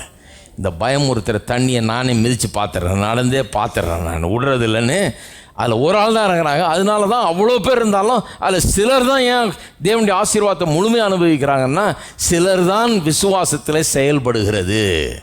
அமெரிக்காவில் இந்த தசமம் பார்த்து குறித்தெல்லாம் ஒரு ஸ்டாட்டிஸ்டிக்ஸே ஒரு சர்வே பண்ணியிருக்காங்க பாருங்கள். எடுத்து சொல்கிறாங்க, சபைகளில் 25% தான் தசமம் பாகங்களை செலுத்துகிறார்கள். அதில் 25% தான் ஆசீர்வாதமாகவும் இருக்கிறார்கள். மீதி பேரெல்லாம் சபைக்கு போகிறார்கள், ஆனால் ஆசீர்வாதத்தை கண்டதில்லை. சபைக்கு போகிறார்கள், நிறைவை கண்டதில்லை, செழிப்பை கண்டதில்லை. சபைக்கு போகிறார்கள், மதத்தில் இருக்கிறாங்க, தொழுது கொள்ளுகிறார்கள், பைபிள் வாசிக்கிறாங்க, ஜெபம் பண்ணுறாங்க, கொஞ்சம் நல்ல ஜனங்க தான் எல்லாம், ஆனால் பெரிய ஆசீர்வாதத்தை அவங்க கண்டதில்லை. ஏன்னா பொருளாதாரத்தை பொறுத்த வரையில் அவங்க படகு விட்டு இறங்குறது இல்லை. ஹலோ, வேடிக்கை பார்க்குற டைப். அதான் சொன்னேன் இல்லையா, 2 கட்டடம் 100 மாடி கட்டடத்துக்கு இடையே கயிறை கட்டிட்டு ஒருத்தன் முன்னே நடந்தானா. அப்புறம் சைக்கிளில் போயிட்டு வந்தானா, தலையில் இதே தூக்கிட்டு போயிட்டு வந்தாங்க. எல்லாம் கீழே இருந்து ஆயிரக்கணக்கான பேர் ஆஹா ஓஹோன்னு கை தட்டினாங்களாம். அப்போ தானே ஒரு பேரில் கொண்டாந்தாங்களாம். இப்போ யார் வர்றது இதில் ஏறிங்க, நான் உங்களை அந்த பக்கம் தள்ளிட்டு போயிட்டு அப்படியே கொண்டாந்துடுறேன். ஒரு ஆள் கூட போகலாம் பாருங்கள், அத்தனை 1000 பேர் நிற்கிறாங்களாம். ஒரு ஆள் கூட ஏரில் போட்டு தொலைச்சானா என்ன பண்ணுறதுன்னு அவங்களுக்கு கீழே நின்றுட்டு கை தட்டுறாங்க, காசெல்லாம் போடுறாங்க, அவனுக்கு எல்லாம் பண்ணுறாங்க, பேப்பர்லாம் வருது. ஆனால் ஒரு ஆளும் போய் நான் வர்றேங்க என்னை தூக்கிட்டு போய் அந்த பக்கம் கொண்டு வாங்கலன்னு காமிக்கிறதுக்கு யாருமே தங்களை விட்டு கொடுக்கல. ஹலோ, 12 பேர் இருந்தாங்க போட்டில். அழுவுறதுக்கெல்லாம் ரெடி, பயப்படுறதுக்கெல்லாம் ரெடி, கத்துறதுக்கெல்லாம் ரெடி. அது இல்லாமல் இவன்ட்டையும் சொல்லியிருப்பாங்க, யோ அவர் நடக்கிறதே பெரிய, அவர் எப்போ முழுக போகிறாரு தெரியல, நீ வேறு இறங்குறியா அதில். நம்ம மெட்ராஸ்காரங்கள்லாம் இருந்திருப்பாங்க அதில். எப்படி சொல்லுவோம் மெட்ராஸில், வீட்டில் சொல்லிட்டு வந்துட்டியா, வீட்டுக்கு போகிற மாதிரி இல்லை போல இருக்கு, இன்றைக்கி இறங்குறியா, ஏன் இந்த மாதிரி துடுக்கா இருக்கிறேன்னு சொல்கிற ஆளுலாம் இருந்திருப்பாங்க. அவன் இறங்கி நடக்க ஆரம்பிச்சிட்டான் பாருங்கள். காற்றையும் கடலையும் பிறகு பார்த்து முழுக ஆரம்பித்தானா, முழுகலை, சாகலை, காப்பாற்றிட்டாரு. ஆனால் நடந்தானா இல்லையா? எத்தனை பேர் இன்றைக்கி சொல்ல முடியும் தண்ணி மேலே நடந்துருக்கிறேன்னு? யாரும் சொல்ல முடியாது. அவன் நடந்துருக்கிறான். ஏன்னா அவனுக்கு ஒரு காரியம், அவர் வான்னு சொன்னார், நான் போக போகிறேன், அவ்வளோதான். இருக்கீங்களா? அதே மாதிரி தான் பேதுரு படகு கொடுக்குறான். திருப்பி படகு கொடுக்கறதுக்கு முன்னால் அவர் சொல்கிறார், வாப்பா வலையை கொண்டாந்து இங்கே போடுன்றார், இந்த ஆழத்தில் போடுன்றார். அவன் நல்ல ஒரு மீன் பிடிக்கிறவன் பாருங்கள். அவன் சொல்லியிருப்பான், ஆண்டவர் முழுக்க ட்ரை பண்ணோம், ஒன்றும் கிடைக்கல, சொல்கிறான் கிடைக்கல. வலையை வேறெல்லாம் கழுவியெல்லாம் வச்சாச்சு, இப்போ திருப்பி வலையை எடுன்றீர் ஆண்டவர். எவ்வளோ வேஸ்ட்டாக போச்சு எல்லா வேலையும். 1000 காரியம் இருக்குது அவனுக்கு. எடுக்காமல் இருக்கிறதுக்கு, போடாமல் இருக்கிறதுக்கு 1000 காரணம் சொல்ல முடியும். ஏன்னா அவன் மீன் பிடிக்கிற தொழிலில் இருக்கிறவன் முடியாது, நடக்காதீங்க, மீன் இல்லை, அது இல்லை, எல்லாம் சொல்லியிருப்பான். அவன் அன்றைக்கி வலையை எடுத்து கொண்டு போய் அவர் காட்டின இடத்துல போடலைன்னா அன்றைக்கி வெறுங்கையனா தான் வீட்டுக்கு போயிருப்பான். அன்றைக்கி பிடிச்ச இது பாருங்கள், அன்றைக்கி போட்ட அந்த வலை கிளிகிற மாதிரி ஆயிடுச்சு, படகு அமுழ்கிற அளவுக்கு ஆயிடுச்சு. இன்னொரு படகு இன்னொரு இதெல்லாம் கொண்டாந்து நிரப்பி இருக்கிறாங்க, அப்பவும் பத்தலை. அந்த அளவுக்கு பெரிய கேட்ச் அவன் வாழ்நாளிலே அப்படிப்பட்ட ஒரு கேட்சை பிடிச்சதே கிடையாது. அந்த அற்புதத்தை அவன் அனுபவிச்சிருக்கவும் முடியாது போடலைன்னா. வலையை மடித்தது தான், போனது தான். நான் வீட்டுக்கு போகிறேனாக்கும் பரவாயில்லையாகன்றிருந்தான்னா அன்றைக்கி அவன் கர்த்தருடைய ஆசீர்வாதத்தை ருசி பார்த்துருக்கவே முடியாது. கர்த்தர் அவனுக்கு வீட்டில் கொண்டாந்து ஹோம் டெலிவரி பண்ண போகிறதில்ல மீனை. இது அப்படி நடக்கிறது இல்லை. இது விசுவாசம். இவன் போட்டாலும் கிடைக்கும், போடுங்கிறாரு, அவன் போடுகிறான். அவர் என்ன பிரசங்கம் பண்ணியிருப்பாருன்னு யோசித்து பார்க்குறேன். நான் பிரசங்கம் பண்ணுற மாதிரி தான் ஏதோ பண்ணியிருப்பார் போல இருக்குது. அதனால தான் மடித்து வச்ச வேலையை கூட வெறிக்க ஆரம்பிச்சிட்டான். திரும்ப போடையா திரும்ப பார்த்துடலாம் ஒரு கை. நானும் ஒன்றும் கிடைக்காது போல இருக்கு, நல்லா மடித்து வச்சுட்டேன், போகிறதுக்கு இருந்தேன் வீட்டுக்கு. இவர் சொல்கிறார் பட்ட பகலில் போட சொல்கிறாரு. எந்த மீன் பட்ட பகல்லேருந்து வலையில் ஏறப்போகுது? சரி, ஆனால் சொல்கிறதுனால போடுவோம். போடுறான், கிளியுது வலை, அந்த அளவுக்கு மீன். இருக்கீங்களா? தண்ணியை திராட்சை ரசமாக்கணுப்போ அப்படி தான். தண்ணியை கால் கழுவுற ஜாடியில் ஊற்ற சொல்கிறாரு. மொண்டு மக்காக ஊற்றுறது. இது ஒயின் குடிக்கிற மாதிரி இல்லை. இது அவ்வளோ பெரிய ஜாடியில் 6 ஜாடியில் நிரப்ப சொல்லிவிட்டு அப்புறம் இதை எடுத்துகிட்டு போய் எல்லாருக்கும் சர்வ் பண்ணுற. உங்கள் வீட்டில் அப்படி செட்டாக செய்வீங்களா? கால்கள் ஒரு அண்டாவில் தண்ணியை நிரப்பிட்டு எடுத்துகிட்டு போய் சர்வ் பண்ணுங்க, கூல்ட்ரிங்க் மாதிரி. அப்படின்னா முதல்ல இது கூல்ட்ரிங்காக மாறட்டுங்க, இது ஒயினாக மாறின பிறகு நான் டேஸ்ட் பண்ணி பார்த்துட்டு அப்புறம் சர்வ் பண்ணுறேன்னு வைங்க. அவன் என்ன பண்ணுறான், எடுத்துகிட்டு போய் சர்வ் பண்ண. சர்வ் பண்ணும்போது அது என்ன ஆகுது? திராட்சை ரசமாய் மாறுகிறது. பாருங்க, கர்த்தருடைய எல்லா இதுவுமே அப்படி தான், விசுவாசமும் அப்படி தான் வேலை செய்யுது. படுத்த படுக்கையாக 38 வருஷமாக கிடக்கிறான். கர்த்தர் வர்றாரு, சொல்கிறாரு. அவன் 1000 காரணம் சொல்கிறான், ஏன் எந்திரிச்சு நடக்க முடியல, ஏன் எனக்கு சோகமாகலன்னு எல்லாம் சொல்கிறான். அப்புறம் அவன் சொல்கிறாரு, படுக்கை எடுத்துக்கொண்டு. நீங்கள் 38 வருஷமாக படுத்தீங்கன்னு என்ன சொல்லுவீங்க? ஆண்டவரே, இது என்ன படுக்கை எடுத்துக்கொண்டு, நான் இப்போ நடக்க முடியாதுன்னு படுத்துட்டு இருக்கிறேன். நடக்க முடியாதவனை பார்த்து எடுத்துக்கிட்டு நடன்னு அர்த்தம்? முதல்ல என்ன சுகமாக்கும், அப்புறம் நான் நடக்கிறேன். அவர் அப்படி சொல்லல. எடுத்துக்கொண்டு நட. அவன் எந்திரிக்கிறான், எந்திரிக்க முடியுது. எடுக்கிறான், எடுக்க முடியுது. சுருட்டுறான், சுருட்ட முடியுது. தூக்கி தலையில் வைக்கிறான், முடியுது. நடக்கிறான், நடக்க முடியுது. அதான் விசுவாசம். விசுவாசம் இப்படிதான் செயல்படுது பாருங்க. அப்ப கொடுக்கிற விஷயத்திலையும் இப்படிதான், தசமம் வாங்குறதெல்லாம் கொடுக்குற விஷயத்திலையும் இது அப்படிதான் செயல்படும் பாருங்க. இது வேற எந்த விதத்திலும் நம்ம கடவுளுடைய ஆசீர்வாதத்தை அனுபவிச்சு நம்ம பார்க்க முடியாது. இது சொல்லப்பட்டிருக்கிற காரியங்கள், இடங்கொள்ளாமற் போக மட்டும் ஆசீர்வாதத்தை வருஷிக்க மாட்டேனும் என்று அதனாலே என்னை சோதித்து பாருங்கள்ன்றது வேற நீங்கள் டெஸ்ட் பண்ணி பார்க்க முடியாது. இப்படி ஒரு விதத்தில் தான் டெஸ்ட் பண்ணி பார்க்க முடியும். செய்து பார்த்து தான் அதை பார்க்க முடியும். செய்யும் போது தான் அதனுடைய விளைவுகள் நமக்கு தெரிய ஆரம்பிக்கிறது. அதை சரியான நோக்கத்தோடு, அன்பை நோக்கமாய் கொண்டு, கர்த்தர் எனக்கு எல்லாவற்றையும் தந்திருக்கிறார், எல்லாவற்றையும் எனக்கு செய்திருக்கிறார்ங்கிறத மனதில் நினைச்சு அதை நோக்கமாக வச்சு செய்ய வேணும். செய்யும்போது ஒரு பெரிய ஆசீர்வாதம் நம்முடைய வாழ்க்கையில் உண்டாகிறது. ஆசீர்வாதத்தை பெற்று அனுபவிக்க ஆரம்பிக்கிறோம்.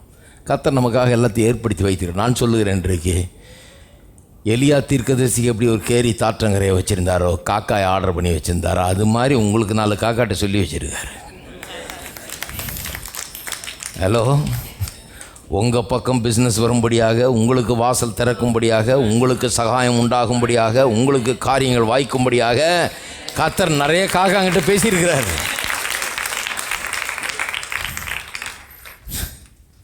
அப்போ நான் தசமபாத்தை கொண்டு வரும்போது நான் என்ன சொல்கிறேன்?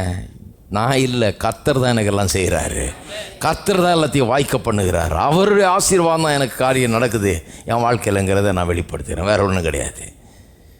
எலியா தீர்க்கதரிசிக்குன்னு ஒரு விதவையை வச்சுருந்தது போல பாருங்க. அந்த விதவை வீட்டுக்கு போகிறான், இவனும் சாப்பிட்றான், அந்த அம்மாவும் சாப்பிடுது. 2 பேருக்கும் ஒரு கல்ல 2 மாங்க அடிக்கிறார். இவனுக்கும் சாப்பாடு தேவை, அந்த அம்மாவுக்கும் சாப்பாடு தேவை. 2 பேரையும் கனெக்ட் பண்ணி விடுறாரு. இவனும் ஒரு இடத்துலேருந்து இன்னொரு இடத்துக்கு போக வேண்டியதாக இருக்குது. கர்த்தருடைய வார்த்தையை கேட்டு அந்த அம்மாவும் இவன் சொல்கிற அபார வார்த்தைகள், நம்ப முடியாத வார்த்தைகள், இதெல்லாம் கேட்டு செயல்பட வேண்டியதாக இருக்குது. அப்படி செயல்பட்டாலொழியே அவள் வீட்டில் அன்றைக்கி சாப்பாடு இருந்திருக்காது. அவள் இல்லைங்க, நாங்கள் சாப்பிட போகிறோம், அதுக்கு பிறகு மீஞ்சி இருந்தால் பார்ப்போம், நாங்கள் முதல்ல சாப்பிட்றேன், என் பையனுக்கு முதல்ல கொடுக்குறேன், எனக்கு முதல்ல சாப்பிட்றேன், அப்புறம் ஏதாவது மாவு இருந்தால், நீங்கள் கடவுளுடைய மனுஷனாக இருந்தால் அதுக்கப்புறம் மாவு இருக்கட்டும். அப்படி தான் நம்ம கண்டிஷன் போடுவோம். அதனால தான் ஆசீர்வாதத்தை அனுபவிக்கிறது இல்லை நிறைய நேரத்தில். நம்ம என்ன சொல்லுவோம்? நீ கடவுளுடைய மனுஷனாக இருந்தால் நான் முதல்ல சாப்பிட்றேன், என் பையன் முதல்ல சாப்பிட்றோம், அப்புறம் மீதி இருந்தால் உனக்கு நானே தருவேன், நீ ஜெபம் பண்ணு நல்லா மீதி இருக்கணும்னு அப்படின்டுவோம். அது மீதியும் இருக்காது, நம்ம வயிற்றுக்கே பத்தாது. அது அந்த மாதிரி பிரச்சனை ஆகிடும். அது அவள் ஒரு விசுவாசத்தில் செயல்படுறா பாருங்க. சரி பரவாயில்ல, அவளுக்கு என்னென்னா எப்படியும் ஒரு நாளில் சாக போகிறோம், இது சரியாக வாய்க்கலைன்னா என்ன ஆகும்? இன்றைக்கே சாக போகிறோம், இல்லைன்னா அடுத்த நாள் சாகும். பார்த்துறது ஒரு கை இறங்கிட்டா. ஹலோ, பார்த்துறது ஒரு கை, இது வேலை செய்தா இல்லையான்றத பார்த்துறதுன்ட்டு இறங்கிட்டா. பார்த்தா கடைசியில் வீட்டாரே சாப்பிட்றாங்க எல்லாரும். அந்த அளவுக்கு இருக்கிறது. நான் சொல்கிறேன், உங்களுக்கும் உங்கள் வீட்டாருக்கும் என்று கர்த்தருடைய வார்த்தை வருகிறது. சேனைகளின் கர்த்தர் சொல்லுகிறார், அப்படிதான் சொல்றாரு அவரு. சேனைகளின் கர்த்தர் சொல்லுகிறார். தசமபாத்தை பற்றி சொல்லும் போதும் அப்படிதான் சொல்லி இருக்குது. சேனைகளின் கர்த்தர் சொல்லுகிறார். இங்கே விதவையை பற்றி சொல்லும் போது அப்படிதான் சொல்லுகிறது. இது தீர்க்கதரிசி சொல்றான், இஸ்ரவேலின் தேவனாகிய கர்த்தர் சொல்லுகிறார். நான் சொல்லுகிறேன், கர்த்தர் உங்களுக்கு சொல்லுகிறார்.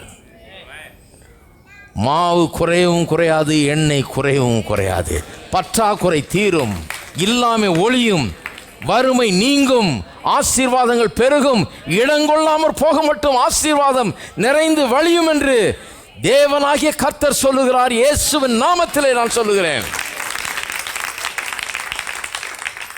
எழுந்து நிற்போம்.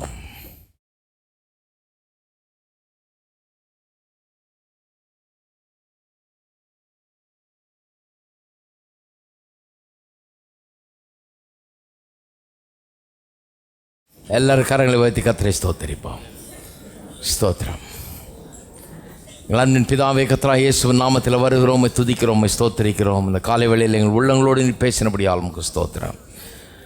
எங்களுக்காக கேரி தாற்றங்கரையை, காகங்களை கர்த்தாவை எல்லாம் ஏற்படுத்தி வைத்திருக்கிறீர். எங்களை பராமரிக்கும்படியாக எல்லா ஏற்பாடுகளும் நீர் பண்ணி வைத்திருக்கிறீர்.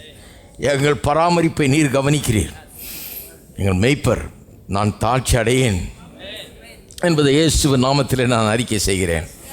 இங்கே இருக்கிற ஒவ்வொருவரும் நாங்கள் அறிக்கை செய்கிறோம். நீர் எங்கள் மெய்ப்பர், நாங்கள் தாழ்ச்சி அடையும், எந்த காரணத்தை கொண்டும் பஞ்சத்திலும் பற்றாக்குறையிலும் இருக்க மாட்டோம் என்று இயேசுவின் நாமத்தில் அறிக்கை செய்கிறோம். எங்கள் தேவைகளெல்லாம் உடைய மகிமையின் ஐஸ்வர்யத்தின்படி நிறைவாக்குகிறபடியால் உமக்கு ஸ்தோத்திரம். நிரம்பி வழிகிறபடியால் உமக்கு ஸ்தோத்திரம். குடும்பம் குடும்பமாக தேவ ஆசீர்வாதங்கள் பெருகிறபடியால் உமக்கு ஸ்தோத்திரம். இந்த வார்த்தை உள்ளங்களிலே கிரியை செய்யட்டும். இது தேவன் கூறும் வார்த்தை என்பதை ஒவ்வொரு உள்ளம் உணரட்டும். உள்ளங்கள் திறக்கப்படட்டும். வெற்றியும் வாழ்வும் உண்டாகட்டும். இயேசுவின் நாமத்தில் ஜெபிக்கிறோம். நம்முடைய கர்த்தராகிய இயேசு கிறிஸ்துவின் கிருபையும் பிதாவாகிய தேவனுடைய அன்பும் பரிசுத்த ஆவியானவருடைய ஐக்கியம் நம் அனைவரோடும் இன்றைக்கும் என்றைக்கும் இருப்பதாக. ஆமென்.